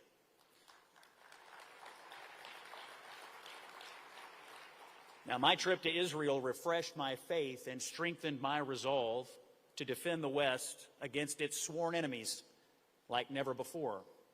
And while I was there, as I stood on the banks of the Sea of Galilee, in fact, the war with Iran started.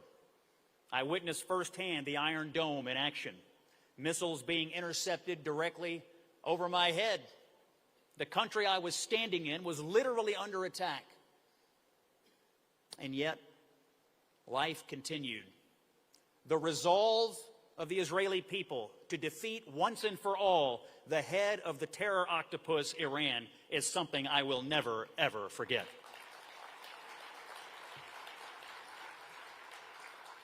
Their resilience, their courage, ladies and gentlemen, that was civilization refusing to bow to barbarism. I visited Kibbutz Nir Oz near the Gaza border, one of the communities ravaged on October the 7th. I walked through what remained of homes where families were murdered, blood still on the walls, the echoes of shattered lives still hanging in the air. I stood at the site of the Nova Music Festival where young people at the doorstep of their adulthood were hunted down and slaughtered. Unspeakable atrocities were visited upon defenseless people, the full truth of which is still hidden from most in the West. There is no rationalizing this barbarism. There is no justifying it. What they did to those people, to the girls, it is hard to fathom the pain and the suffering and the glee of those who inflicted it.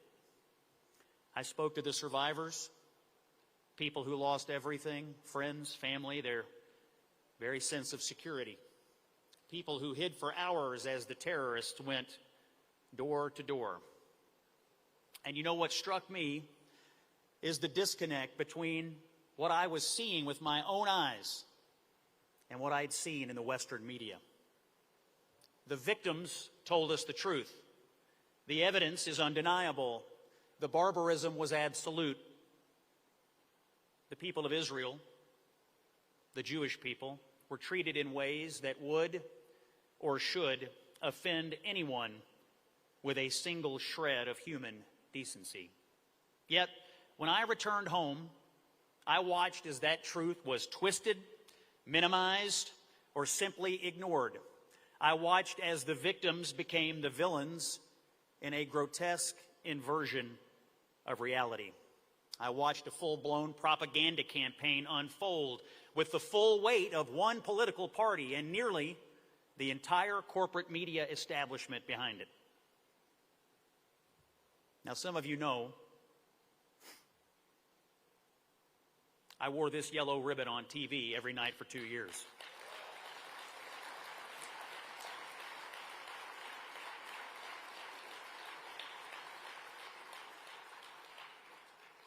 I still carry it with me every day, even though I took it off the night that the hostages came home. Why did I do it? Because I had a simple message to send, that at least one person on your television is capable of telling the difference between right and wrong.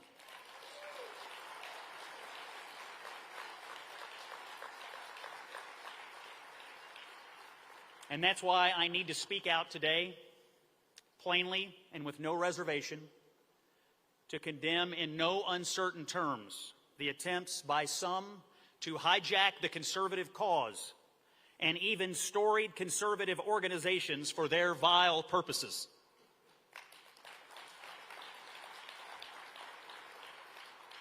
I am baffled and frankly shocked at the attempts by some on the right to side against the Jewish people after October the 7th and to blame the Jews for every bad thing that has happened in our country ever since, when tragic acts of terrorism and murder have occurred on our own soil, even the murder of Charlie Kirk. We have heard some voices on the right rush to insert the latest Jewish conspiracy theory to explain it. For our Republican leaders, let me make a suggestion. Do not pussyfoot around this. Do not play footsie with it. Do not look the other way. Do not fear losing the support of a hateful band of brain-addled anti-Semites.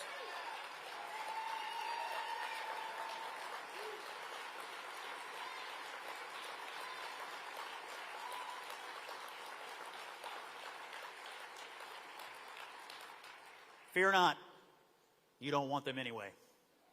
What good is our movement if we cannot act any better than the left, which refuses to purge itself of the same kind of hate?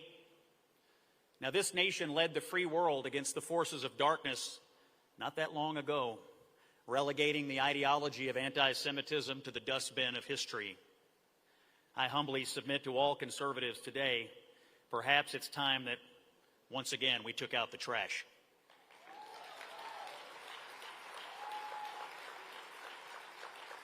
Now, this has nothing to do with free speech, but everything to do with deciding what sort of speech we want to be associated with.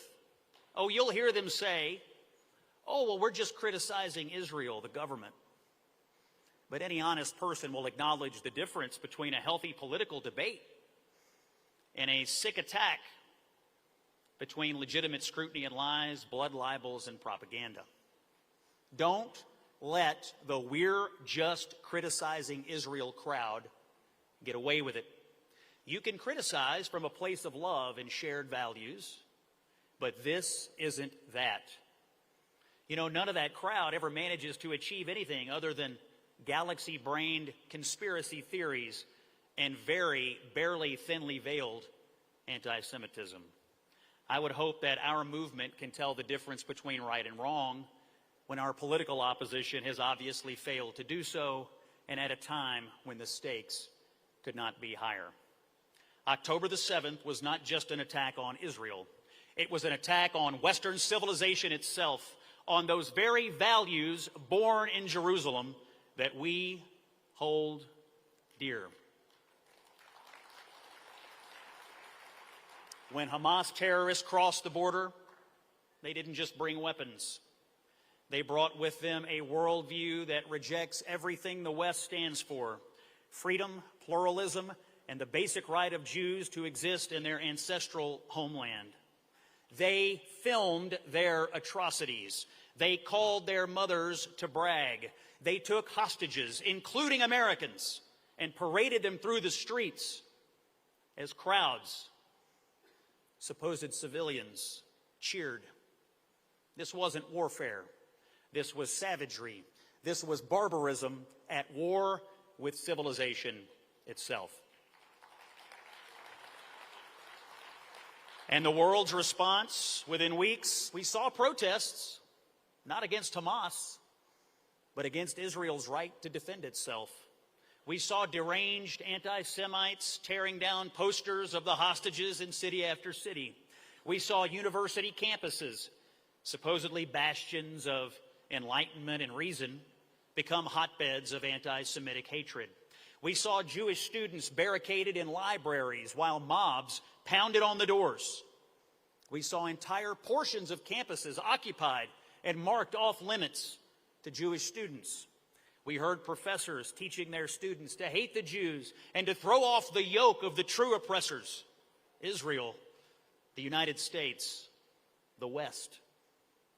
Education without virtue leads to chaos, and truth without courage dies in silence, and that is exactly what we have seen on too many college campuses.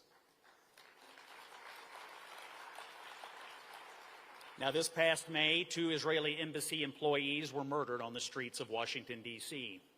On Passover, a Free Palestine radical burned the Pennsylvania governor's mansion while the Jewish governor and his family slept inside. And in Colorado, as my friend Guy Benson has put it, the Free Palestine movement transitioned from burning American flags to simply burning Americans. The message from these enemies of the West is clear. Silence yourselves, or we will do it for you. And in New York City, home to more Jews than any city outside of Tel Aviv, we have Zoran Mamdani running for mayor. He won't condemn Hamas.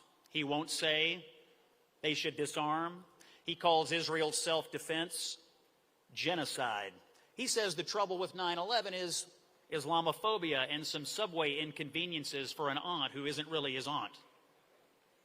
This man wants to run a city where over 1 million Jews live, and he cannot bring himself to condemn the terrorists who filmed themselves butchering Jewish families. Think about it. The would-be mayor of New York City refuses to condemn baby killers because it might upset his base. He says he opposes any state with religious hierarchy. Really? Name one Islamic nation that he has questioned. We'll wait. It's only the Jewish state that he has a problem with. Only Israel that shouldn't exist. Only Jewish self-determination that is illegitimate. He learned it from his father, Mahmoud Mamdani, the Columbia University professor who says, we're thinking about this all wrong, that it's the Israeli people who are the oppressors and that we need to think differently about, get this, suicide bombers. Rather than stigmatize suicide bombing as a mark of barbarism, he says we need to think of the bombers as soldiers. In short, the Mamdani family legitimizes terrorists while seeking to delegitimize the state of Israel. And they do not stop there. They believe America is rotten. Mahmoud Mamdani wrote, and I quote, the United States is the outcome of a history of genocide, ethnic cleansing, official racism, and concentration camps. Mahmoud Mamdani argues that for the Nazis, America and President Lincoln were the inspiration for their genocide. You can boo. You should boo. And you should fear what comes next. Zoran Mamdani says his father played a, quote, massive role in the way that he sees the world. Lord, help us and pray for the people of New York City. This is not simply progressive politics. It is the world's oldest hatred dressed up in a new suit. When terrorists murder Jews, Mamdani hems and haws. When Israel defends itself, he finds his voice. That's not leadership, that's cowardice. When given a choice between civilization and barbarism, he has chosen barbarism. When given a choice between New York's Jewish constituents and the hateful mob, he has chosen the mob. These are the people who want to tear down the moral and spiritual inheritance of the West, who see Jerusalem not as the wellspring of our values, but as the source of all oppression. During my trip to Israel, I visited the Western Wall. I stood where millions have stood before me, Jews and Christians alike, at this sacred site that represents thousands of years of faith, persecution, survival, and triumph. Jerusalem, Athens, Rome, the three pillars of Western civilization. And there I was, a kid from Dawson Springs, Kentucky, standing at the heart of it all. I thought about the miracle of Israel itself, a nation reborn after 2,000 years. a democracy surrounded by autocracies, a country that turns deserts into gardens while its neighbors turn gardens into deserts, or worse. And I thought about America's role as Israel's indispensable ally, not just because of shared interests, but because of shared values. And those values that teach us freedom is sacred, not because it comes from government, but because it comes from God.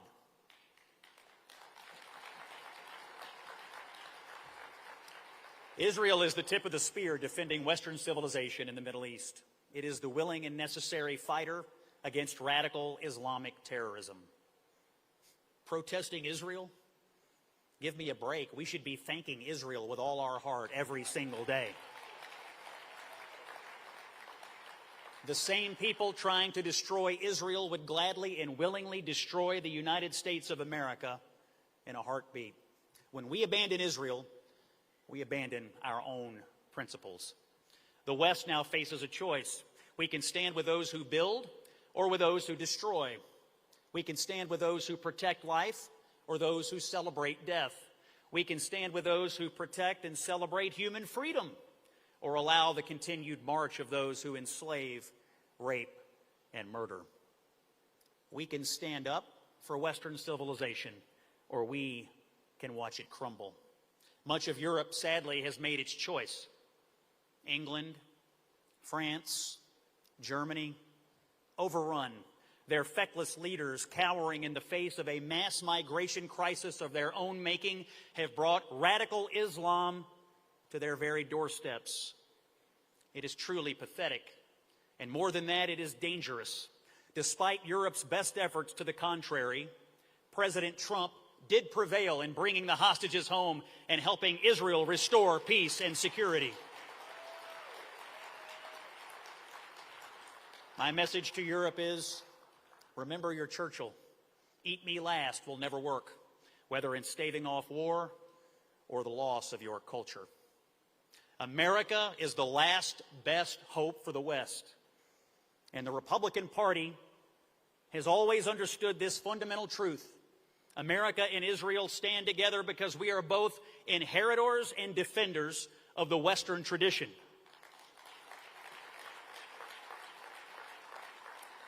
Those who hate Israel hate America. Those who want to destroy the Jewish state want to destroy the West itself. That's why President Trump moved our embassy to Jerusalem. That's why he recognized Israeli sovereignty over the Golan Heights. That's why he stood up to Iran instead of appeasing it. The decision to strike Iran's nuclear facilities was a righteous decision, and you can draw a direct line to the hostages being released and the possibility of peace in the Middle East because of it. Our president understood that in this fight for the West, we cannot cede any ground or allow the forces of darkness to possess any weapon that could lead to our demise. Give this man the Nobel Peace Prize already, for goodness sakes. I have 4 boys, 16, 12, 10, and 8, and when I think about their future, I don't just want them to grow up in a prosperous nation. I want them to grow up in a good country that believes in truth, individual responsibility, and the rule of law. A country that knows the difference between good and evil, that stands with its friends, especially when the spirit of the age demands otherwise. And a country that inspires us to live boldly for something greater than ourselves, that says never again and means it, that knows we're just not fighting about policy anymore, that we're fighting for the soul, for the very existence of Western civilization. We're fighting for the radical proposition that free people can govern themselves, worship as they choose, and live in peace. We're fighting for the idea that a Jewish state has the right to exist and defend itself, and that Jewish children should be able to wear their yarmulkes to school without fear.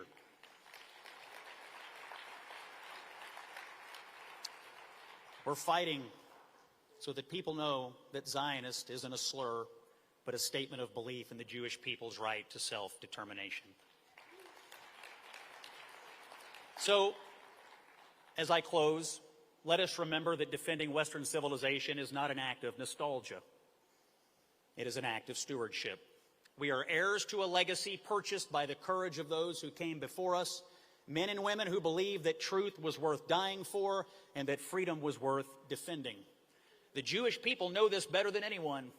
For millennia, they have been the keepers of the flame, preserving not just their own traditions, but the moral foundation upon which rests all of Western civilization. Through exile and persecution, through pogroms and the Holocaust, the flame never went out. As Churchill said, it flickered at times, but it never died. And in 1948, it blazed forth again with the rebirth of Israel.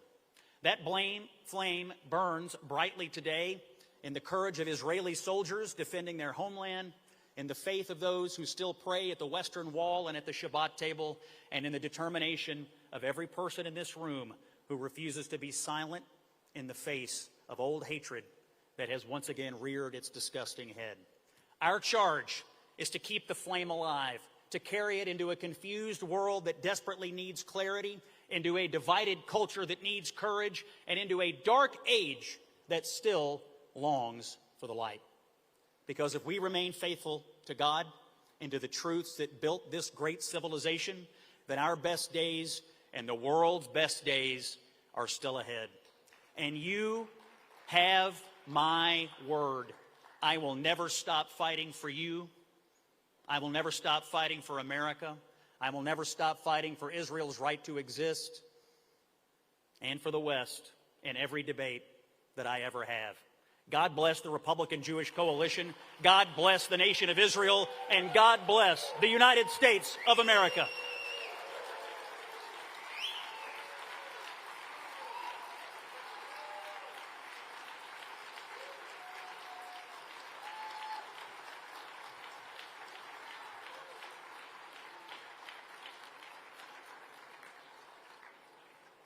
Please welcome the great one, Mark Levin.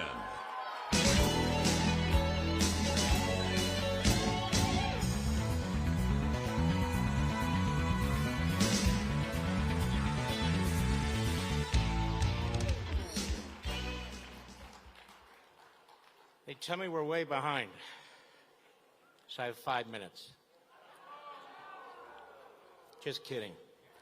15 minutes. So I never like to go last behind radio and TV guys. I'm not going to go through the history of Western civilization. I'm not going to go through the history of the United States. I'm not going to go through the history of Israel. That doesn't get us very far right now. I'm not going to do an after-action report either. It is my greatest hope that the people who are appearing at this wonderful organization, RJC, who've come up here and spoken to you, will do what they say they're going to do. And I'll tell you what I mean by that.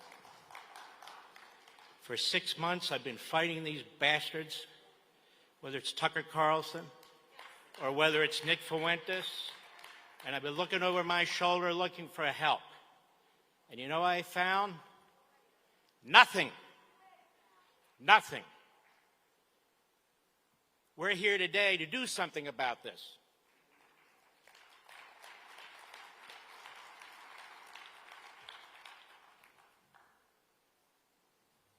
Now, first of all, my wife, my mother-in-law, my dear friend, Ron, Rhoda, all of you, Norm. I can't see, the lights are in my eyes. Anyway, what do you mean we don't cancel people? We canceled David Duke. Donald Trump canceled David Duke. We canceled Pat Buchanan. We canceled the John Birch Society. We canceled Joseph Sobran. We canceled pornography on TV. We cancel stuff all the damn time. Hitler admirers, Stalin admirers, Jew haters, American haters, Churchill haters. You're damn right we're going to cancel them and deplatform them. It's called the market system. They don't have a lifetime job like a bureaucrat who we're going to protect. And if they're your friend, there's something wrong with you. No Hitler admirer, Holocaust denier, platformer should be anybody's friend, as a matter of fact. You don't get to wrap your psychotic, mental, unhinged, Nazi, Klan, jihadist bullshit around American patriotism. You don't get to claim you're MAGA and America first when you're lining up with the Marxists and the Islamists and Hamas and the terrorists. That's not America first. That's sick. Now, I don't need more than 15 minutes. The cowards. We're surrounded by cowards who have microphones, who have TV cameras, who have websites, who have columns. Cowards. It's spelled C-A-R-L-S-O-N. It's spelled F-U-E-N-T-E-S. It's spelled O-W-E-N-S. It's spelled B-A-N-N-O-N. It's spelled Marjorie Trader Green. You can figure that out yourself. And they're not alone. How are we going to attack the Mandamis and the Talibs and the Omars and the Sanders and the rest of them when in our own house this poison is spreading? We've got to take care of business. We can fight the enemy on the other side. But the problem is, the more daunting problem, the more complicated problem is when they're in our house and they're trying to take over our house and they're burning down our house and they're destroying America First and they're destroying MAGA and they're destroying the Republican Party, which means they're destroying the country. Either speak up and stand out, but don't be a pretender. Don't be a pretender. We need help to deal with these people. These aren't policy disputes. These aren't personality issues. We're talking about liberty versus tyranny, good versus evil, right versus wrong, democracy versus terrorism, Western Enlightenment versus 7th century barbarians, the greatest generation versus the Third Reich, Chamberlain versus Hitler, Reagan versus Stalin. Is it really that tough to call these buffoons out and to set the record straight? No, it's not. So I'm glad to see the courage that's pouring off this stage. I really am, and some of them deserve a pat on the back. But we need more. We need more. We need more. You don't come here, say things, and go home and forget about it. I stay up at nights thinking about this stuff, weekends thinking about this stuff, how we're going to fight it, how we're going to confront it, how we're going to defeat it. And you do it first and foremost by calling it out. That's what you do. This is America first, not the sick rantings of unaccomplished Neanderthals who have social media sites who've contributed absolutely nothing to this country. Zero. What have they contributed? What have they done? Nothing. To ignore this, or to be timid, impotent, tolerant, to acquiesce to it, to waste time debating these people rather than exposing them, to intellectualize it, to respond with anything but moral certainty and clarity, to fail, to call it out everywhere and anywhere, is to be devoured by it. You want to know what the 1930s was like? You're looking it in the eye. That's what it's like. And if the Republicans think, and they don't, this is a cabal, but the poison spreads like it did in the Democrat Party. You either put it out or it devours you. It's that simple. It's devoured them. If the Republican Party goes, we lose our country. If the Republican Party goes, we lose our liberty, our private property rights, our Declaration, our Constitution, We lose our Israel. We lose our other allies. That's how serious this is. Now's not the time for political word salads. Not now. Now's the time for precise, crystal clear, unequivocal, unadulterated language. The Democrat Party is gone. It's not their base. It's not a left-wing part of the party. It's the party. The party is gone. It's anti-American. It's anti-Constitution. It's anti-private property rights and capitalism. That's what it is. Isn't it weird that the voices of the woke alt-right isolationists sound more like the Marxists and the Islamists? Isn't it interesting? Little Adolf Fuentes, little Adolf. He gets here, he's got a little suit on like he's attending a funeral. My advice to little Adolf is just go full, put the brown shirt on. What are you, a coward? Put the brown shirt on. I know you can't grow the Hitler mustache. You're still stuck in your prepubescent stage, but give it a shot. Give it a shot. To Tucker Carlson, I say, did you have a head injury? What happened to you?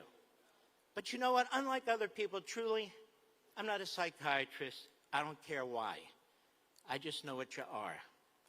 You platform these people. You deceive your audience. You lie to your audience. You become a full-blown, out-of-the-closet Jew hater. And if you're a Jew hater, you're a Christian hater. And they demonstrated that. Christian Zionism. Wow. You know what he said? He said that he despises Christian Zionists more than anybody. More than anybody.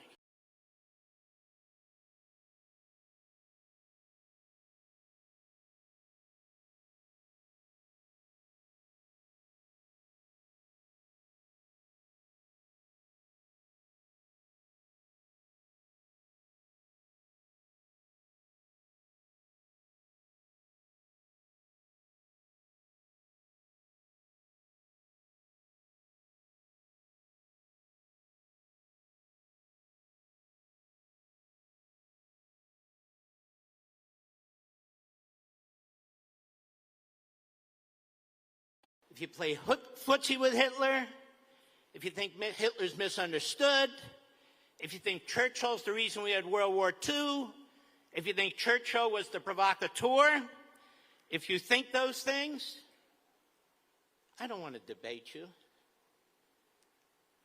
I don't even care about you. That's not a legitimate position. Supporting the Klan's not a legitimate position. Neo-Nazis, that's not a legitimate position. Jihadis, that's not a legitimate position. These are people who want to kill us. These are ideologies that want to kill us. Oh, no, I'm just asking questions. Okay, I'm answering it. I'm answering your damn questions. This is going to separate, and you're going to see, whether they're in radio or TV or podcasting or politicians, this is going to separate statesmen and leaders from the rest. From the rest. And you can observe this yourselves. These aren't powerful people. Seriously? These aren't intelligent people. These are lowlives that have platforms. If we can't speak out against them and fight them, what good are we? Conservative institutions. We've been putting billions of dollars into conservative institutions for half a century. Now's the time. We're not interested in your white papers.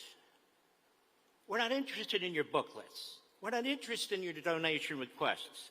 Unless now, when you're needed, you speak out and you do something to help save this republic, to help save freedom in this country, to help save the West. Now's the time for conservative institutions to produce.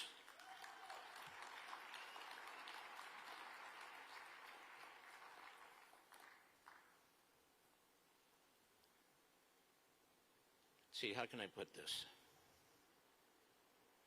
How many of you have been to Israel? So who protects the holy sites in Israel? The Palestinians? Any Arabs?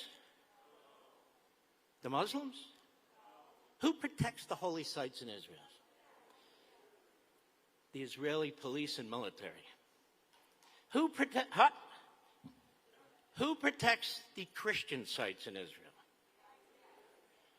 Really? Who protects the Al-Aqsa Mosque in Israel? Who protects the Jewish sites, the Christian sites, the Muslim sites, any holy site in the state of Israel? It's the Israelis. We don't need to pressure the Israelis to defend holy sites, including the Church of the Holy Sepulchre that has been protected since the state of Israel was founded from first the Jordanians, now the Palestinians. The Israelis protect the Christian sites. What's happened to Bethlehem? Who's in charge of Bethlehem? The Palestinians. It was 85% Christian. I blinked, and now it's 85% Palestinian, with the Christians being abused and forced out. How come I don't hear about pressuring them? Nothing. Tell me, who tries to protect the Christians in Syria? Who sends their armed forces into Syria to protect the Christians? We don't send the Marines in. We don't send NATO in. I don't see any international Arab community doing it. Do you? It's the Israelis who are protecting as many of the minorities in these countries as they can. Tell me, how many Jews are left in the Arab countries? How many Christians are left in the Arab countries? Who's committing genocide? Genocide. You want to talk about genocide? Ask the black Christians in Nigeria and the Congo and the Sudan about genocide. Hundreds of thousands of them slaughtered by the jihadi Islamists. Hundreds of thousands of them. Go on the internet. It's unimaginable how they're hanging these people, grabbing their little girls. It is horrendous. Tell me, who killed 600,000 Muslims in Syria? The jihadi Muslims killed 600,000 Muslims in Syria. Assad killed 600,000 Muslims in Syria. Who got rid of Assad? Netanyahu got rid of Assad.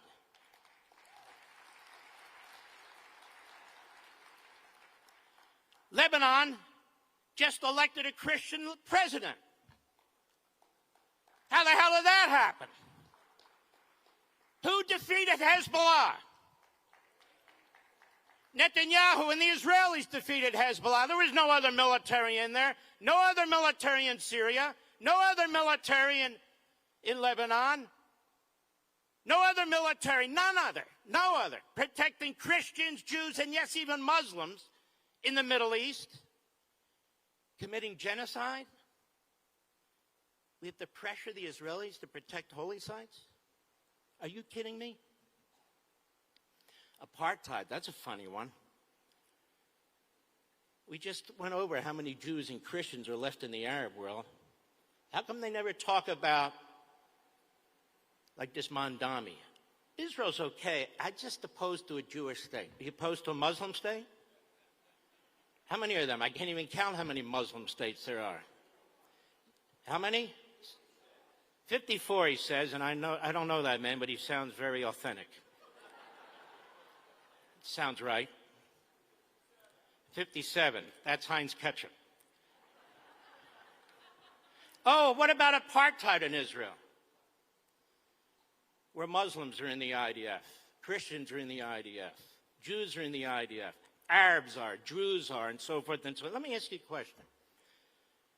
I think we had all the Jews in the House of Representatives here this morning, 4 of them. 4 Jews in the House of Representatives. There are more Arabs in the Knesset in Israel than there are Jews in the U.S. House of Representatives. Don't tell me that Israel is apartheid. I'm sitting here having to unravel all the lies, the current propaganda used by the Democrat Party, the media, and the isolationist, I don't know what the hell to call these people, the pro-Hitler wing of the Republican Party and the pro-Hitler wing of the Democrat Party. Let me tell you something. I'm an American. My grandfather fought in Iwo Jima in Guam. My great-uncle fought in Guadalcanal. My family's American, and we're Jewish, and we're proud of both. And I shouldn't have to stand up here and demonstrate that my family and I are patriotic Americans. And I'm not doing it for that purpose. I'm doing it to explain that when the Third Reich took over, Jews who fought for Germany in World War I, they would bring out their medals, they'd bring out their uniform, they would say, I fought for Germany. It didn't matter. To the gas chambers you go. To the gas chambers you go. I want to say this to the people who are attacking America by attacking Jews and Christians, by attacking our history. I want to say something to you. You're not going to get what you want. You know why? Because we're not going anywhere. Not now, not ever.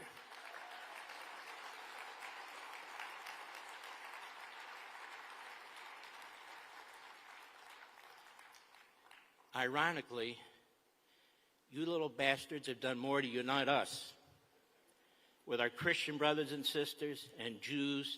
I don't care, atheists, agnostics, straight, gay, men, women, whatever it is. You have done more to unite America than anything else in this country. Because Americans love America. Americans love freedom, liberty. Americans love the Golden Rule, the 10 Commandments. We Americans love our Bible. Americans, some the Old Testament, some the Old and the New Testament. They're in the same Bible for many people. We are hooked at the hip, Jew and Christian, and nothing will or can come between us as we face the Islamists, the Marxists, and the pro-Hitler crowd.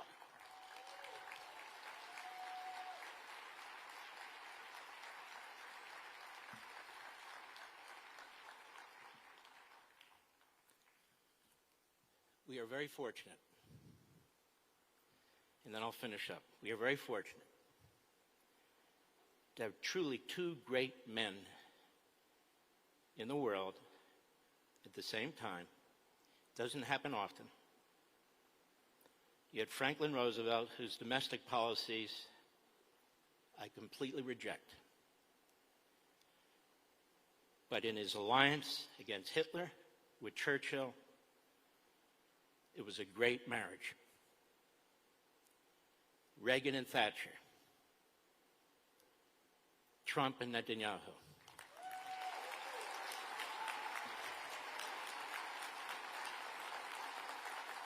Stand up, Trump and Netanyahu.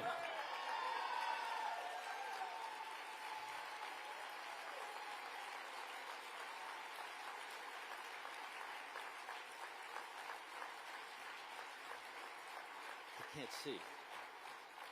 I know both of these men. You know, people try to come between them and the United States and Israel. It won't work. Allies don't always agree. FDR and Churchill didn't always agree. Reagan and Thatcher didn't always agree. Hell, husband and wife don't always agree. Except my wife, I always agree with her. What's that sign say, honey? I can't. Okay. And Trump and Netanyahu. But look what these two men have accomplished. It's extraordinary, extraordinary.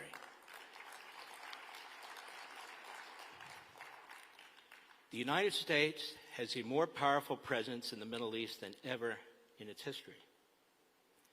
China and Russia are out. Out. Israel is now more secure than it ever has been in its history, having defeated Hamas effectively, Hezbollah, Iran in 12 days, and they're going to kick the ass out of the Houthis if they don't stop firing those missiles too.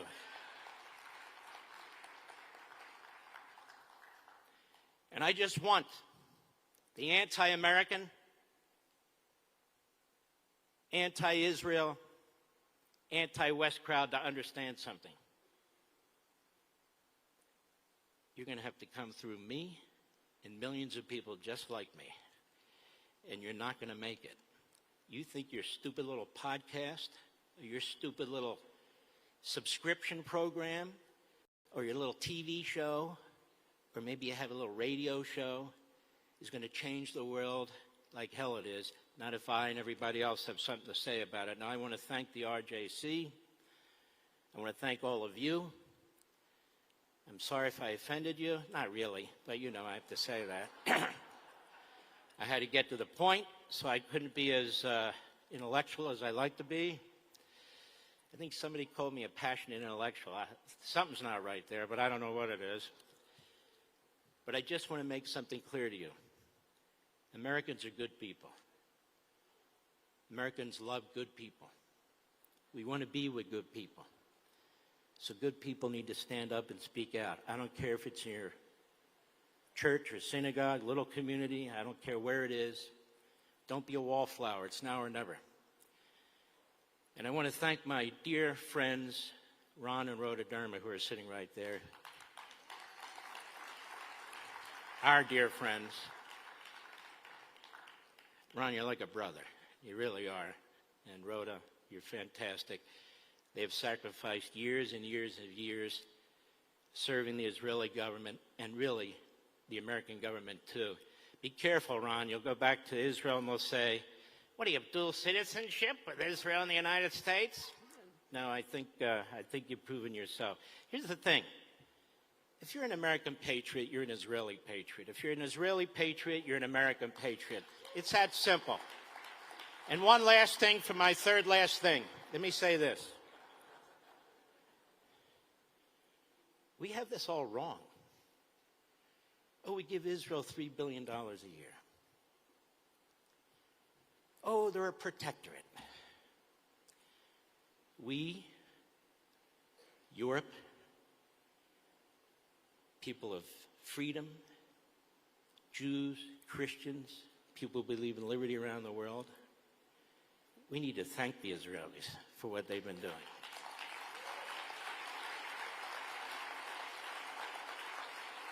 We need to thank them for using their soldiers to fight an enemy that the rest of the world refused to fight. And if you think I'm wrong, that this is our enemy too, and you know I'm right, why are we spending hundreds of billions of dollars a year on counterterrorism measures? To protect us from the Europeans, from the Israelis, the Brazilians, the Norwegians? No, the Islamist terrorists, most of which are headquartered in Israel's neighborhood, who they're fighting and defeating on their behalf, our behalf, and the behalf of the free world. I want to thank you. God bless you. Be well.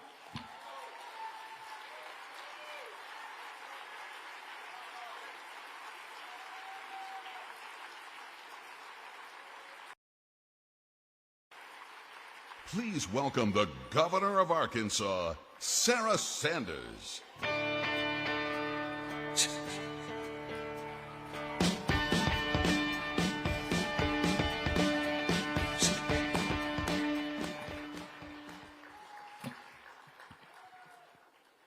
You know, it's never easy to follow somebody with the nickname The Great One, so Thankfully, having Mike Huckabee for a father, I'm used to following people who set the bar pretty high.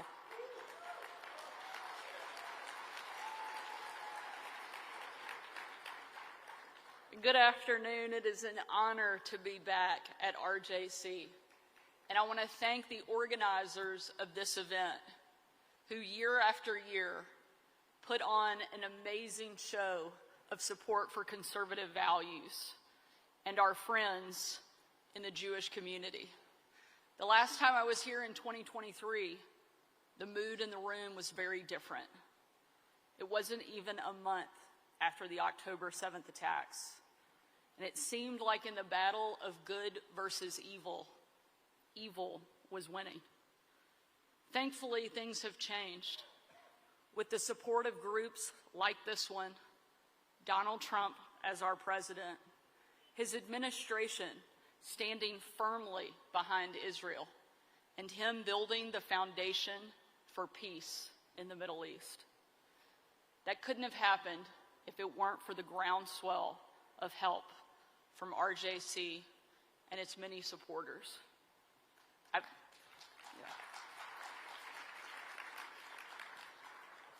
I've known many of you in the audience for years, but America really got to know me when I had the privilege of serving as President Trump's White House press secretary.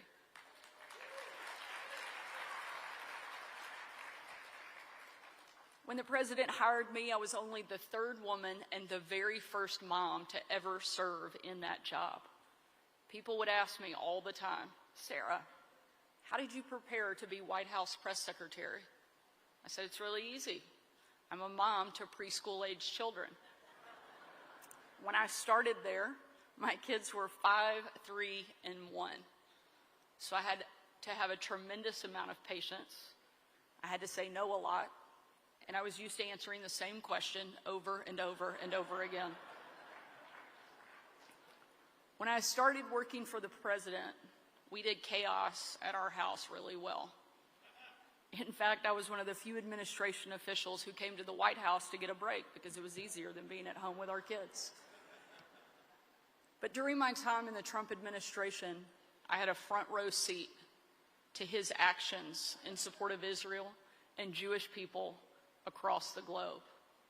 I was there with the president when he made his first trip overseas in his administration, which included a stop in Israel.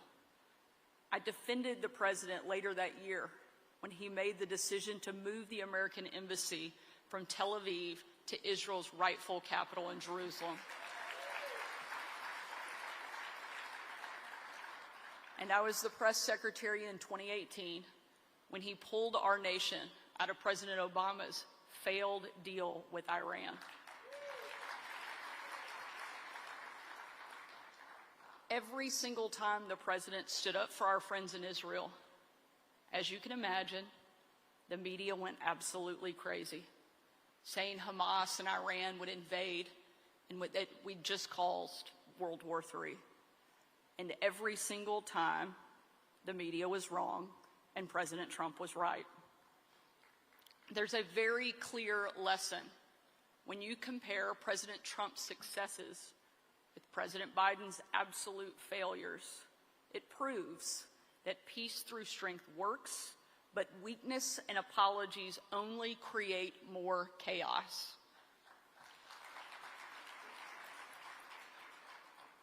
It's in large part thanks to President Trump that I'm now the youngest governor in the country.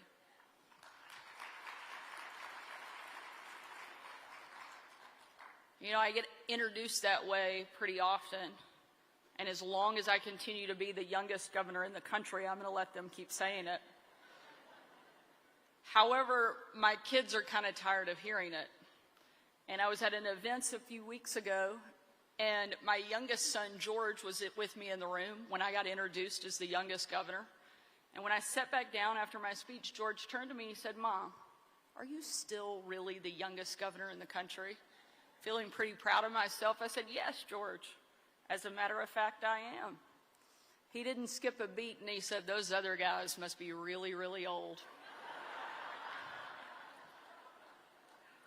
Well, whether you think I'm too young or really, really old, over the first 3 years of my administration, we've had the chance to shake things up in Arkansas. One of my top priorities has been to show our public support of our friends in Israel in any way we can to show our help.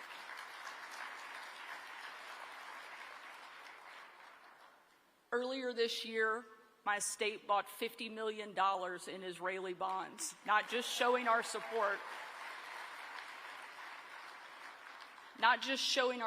but making a sound investment in one of the world's strongest economies. We created the Right to Worship grant program to provide thousands of dollars for security at Jewish places of worship that were threatened by anti-Semitic attacks. And we are very proud that written in our state law, the region west of the Jordan River is referred to by its biblical and historical name, Judea and Samaria.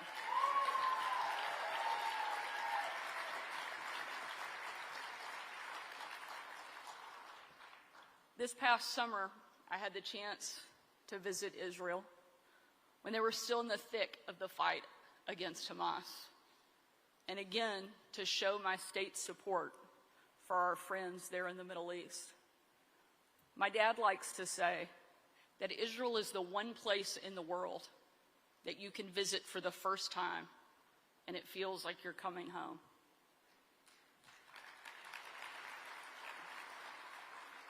And even though it was far from my first time to be there, it very much felt like coming home. From the center of Jerusalem to the olive groves in Shiloh.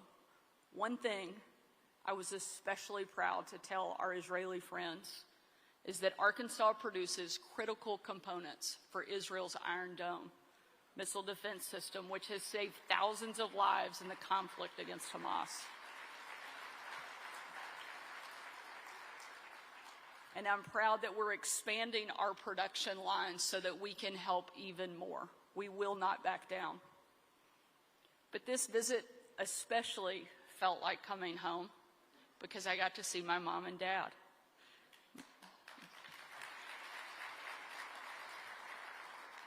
My dad, who is now serving as President Trump's ambassador to Israel, and I may be a little biased, but I don't think there's anybody that could do a better job.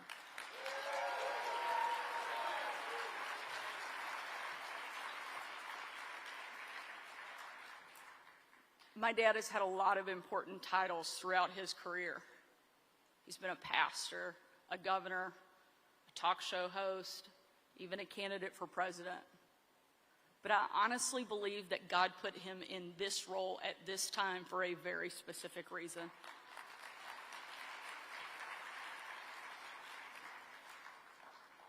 From the moment I was born, my dad has been giving my brother and I advice on life and our faith in God, frankly, whether we ask for it or not. And one of his biggest lessons was on the importance of our faith, of Israel, and our support of the Jewish people.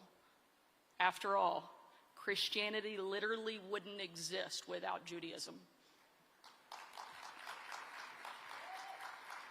My dad has been a great, humble leader all of my life.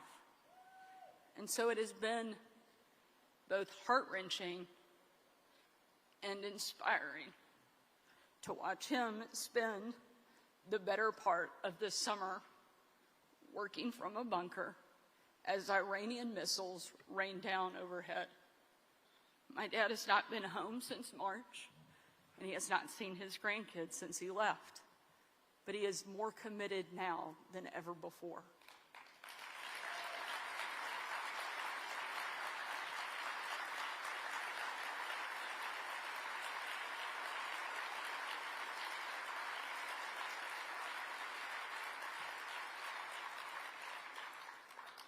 In the midst of the firestorm, my dad sent text to President Trump, and I quote, "Mr. President, God spared you in Butler, Pennsylvania, to be the most consequential president in a century, maybe ever.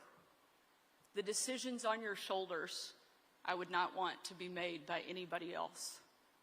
You have many voices speaking to you, sir, but there is only one voice that matters, his voice.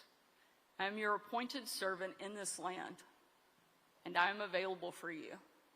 But I do not try to get in your presence often, because I trust your instincts. No president in my lifetime has been in a position like yours. Not since Truman in 1945. I don't reach out to persuade you, only to encourage you. I believe you will hear from heaven, and that voice is far more important than mine or anyone else's. You sent me to Israel to be your eyes, ears, and voice, and to make sure our flag flies above our embassy. My job is to be the last to leave.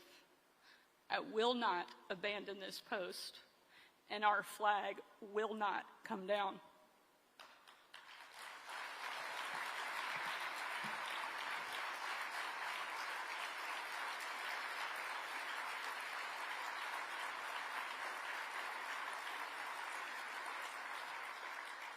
You did not seek this moment, but this moment sought you. It is my honor to serve you. Signed, Mike Huckabee. Just like President Trump was called to be our president, I truly believe my dad was called by God to serve as ambassador to Israel in this critical time for both that country and our own. Even if that meant my husband and I lost our best free babysitters. He's been going to Israel for more than half a century, and I still consider the first time he took me to the Holy Land to be one of the most transformational experiences of my childhood. You may have heard this story before, but it's one I want to tell again, because I really think it shows what this fight is all about. On that very first trip I ever took, I was 11 years old, and one of the last stops on our trip was to Yad Vashem, which, as you know, commemorates one of the darkest eras in all of human history, the Nazi genocide against the Jewish people. I was only 11 years old, but my parents wanted me to understand the importance of standing up against evil, so he decided to take my brothers and I to that place. Yad Vashem sits on Mount Herzl, often referred to as the Mount of Remembrance. Yad Vashem in Hebrew means a memorial and a name, and its goal is to memorialize the Holocaust, and in particular, all of the Jewish people who were killed and had no descendants left on earth to carry on their name. We walked through the museum where I looked at the photos of the bodies who had been starved to death. I listened to the voices of survivors tell of the horrific things that they had been through. And I watched the videos of the kids who had their shoes removed and stacked high before they were marched to their death. I didn't speak as we walked through Yad Vashem. At one point, I did reach up and grab a hold of my father's hand, and I gripped it tightly for the next hour and a half. But I didn't say a word, and he never once left my side. He stayed with me, watching and waiting, hoping I understood why he had brought me there in the first place. He wanted me to see it. He wanted me to understand what happens when good people sit by and let evil prevail. We got to the end, and there was a guest book for visitors to sign, placed on a podium much like the one I'm standing behind right now. I knew my dad always kept a pen in his pocket, so I reached up and I took it out. Looking over my shoulder, he watched as I inscribed my name and address in the book. And then I paused at the comments section, and he waited to see if I would write something in that place that let him know I understood why had brought me there. I still hadn't spoken, but in the book I carefully wrote words both he and I will never forget. Very simply, why didn't somebody do something? At a young age, I understood that all it takes for evil to win is for good people to do nothing. And let me be very clear, and if you hear nothing else I or anyone else say today, the rise of anti-Semitism we are seeing in both parties is vile, disgusting, and unacceptable, and we cannot sit back while it happens. We must be vocal and we must fight back.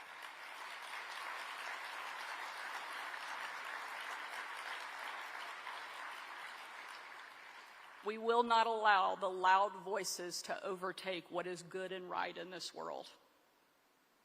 And while this place, this world we call home, remains a dangerous one, America now has a president and an ambassador to Israel that are doing something about it, that are being the somebodies that are taking the fight to the forces of darkness that frankly threaten us all. My dad is a man of deep faith and conviction. He's generous, sometimes funny, and he has been my greatest mentor and inspiration. There really is no one better. So let us all commit ourselves to joining him in being the somebodies who do something. And never forget to stand with the Jewish people. Thank you for being here. Thank you for the honor of allowing me to be with you. May God bless you, and may God bless the great people of this country. Thank you so much.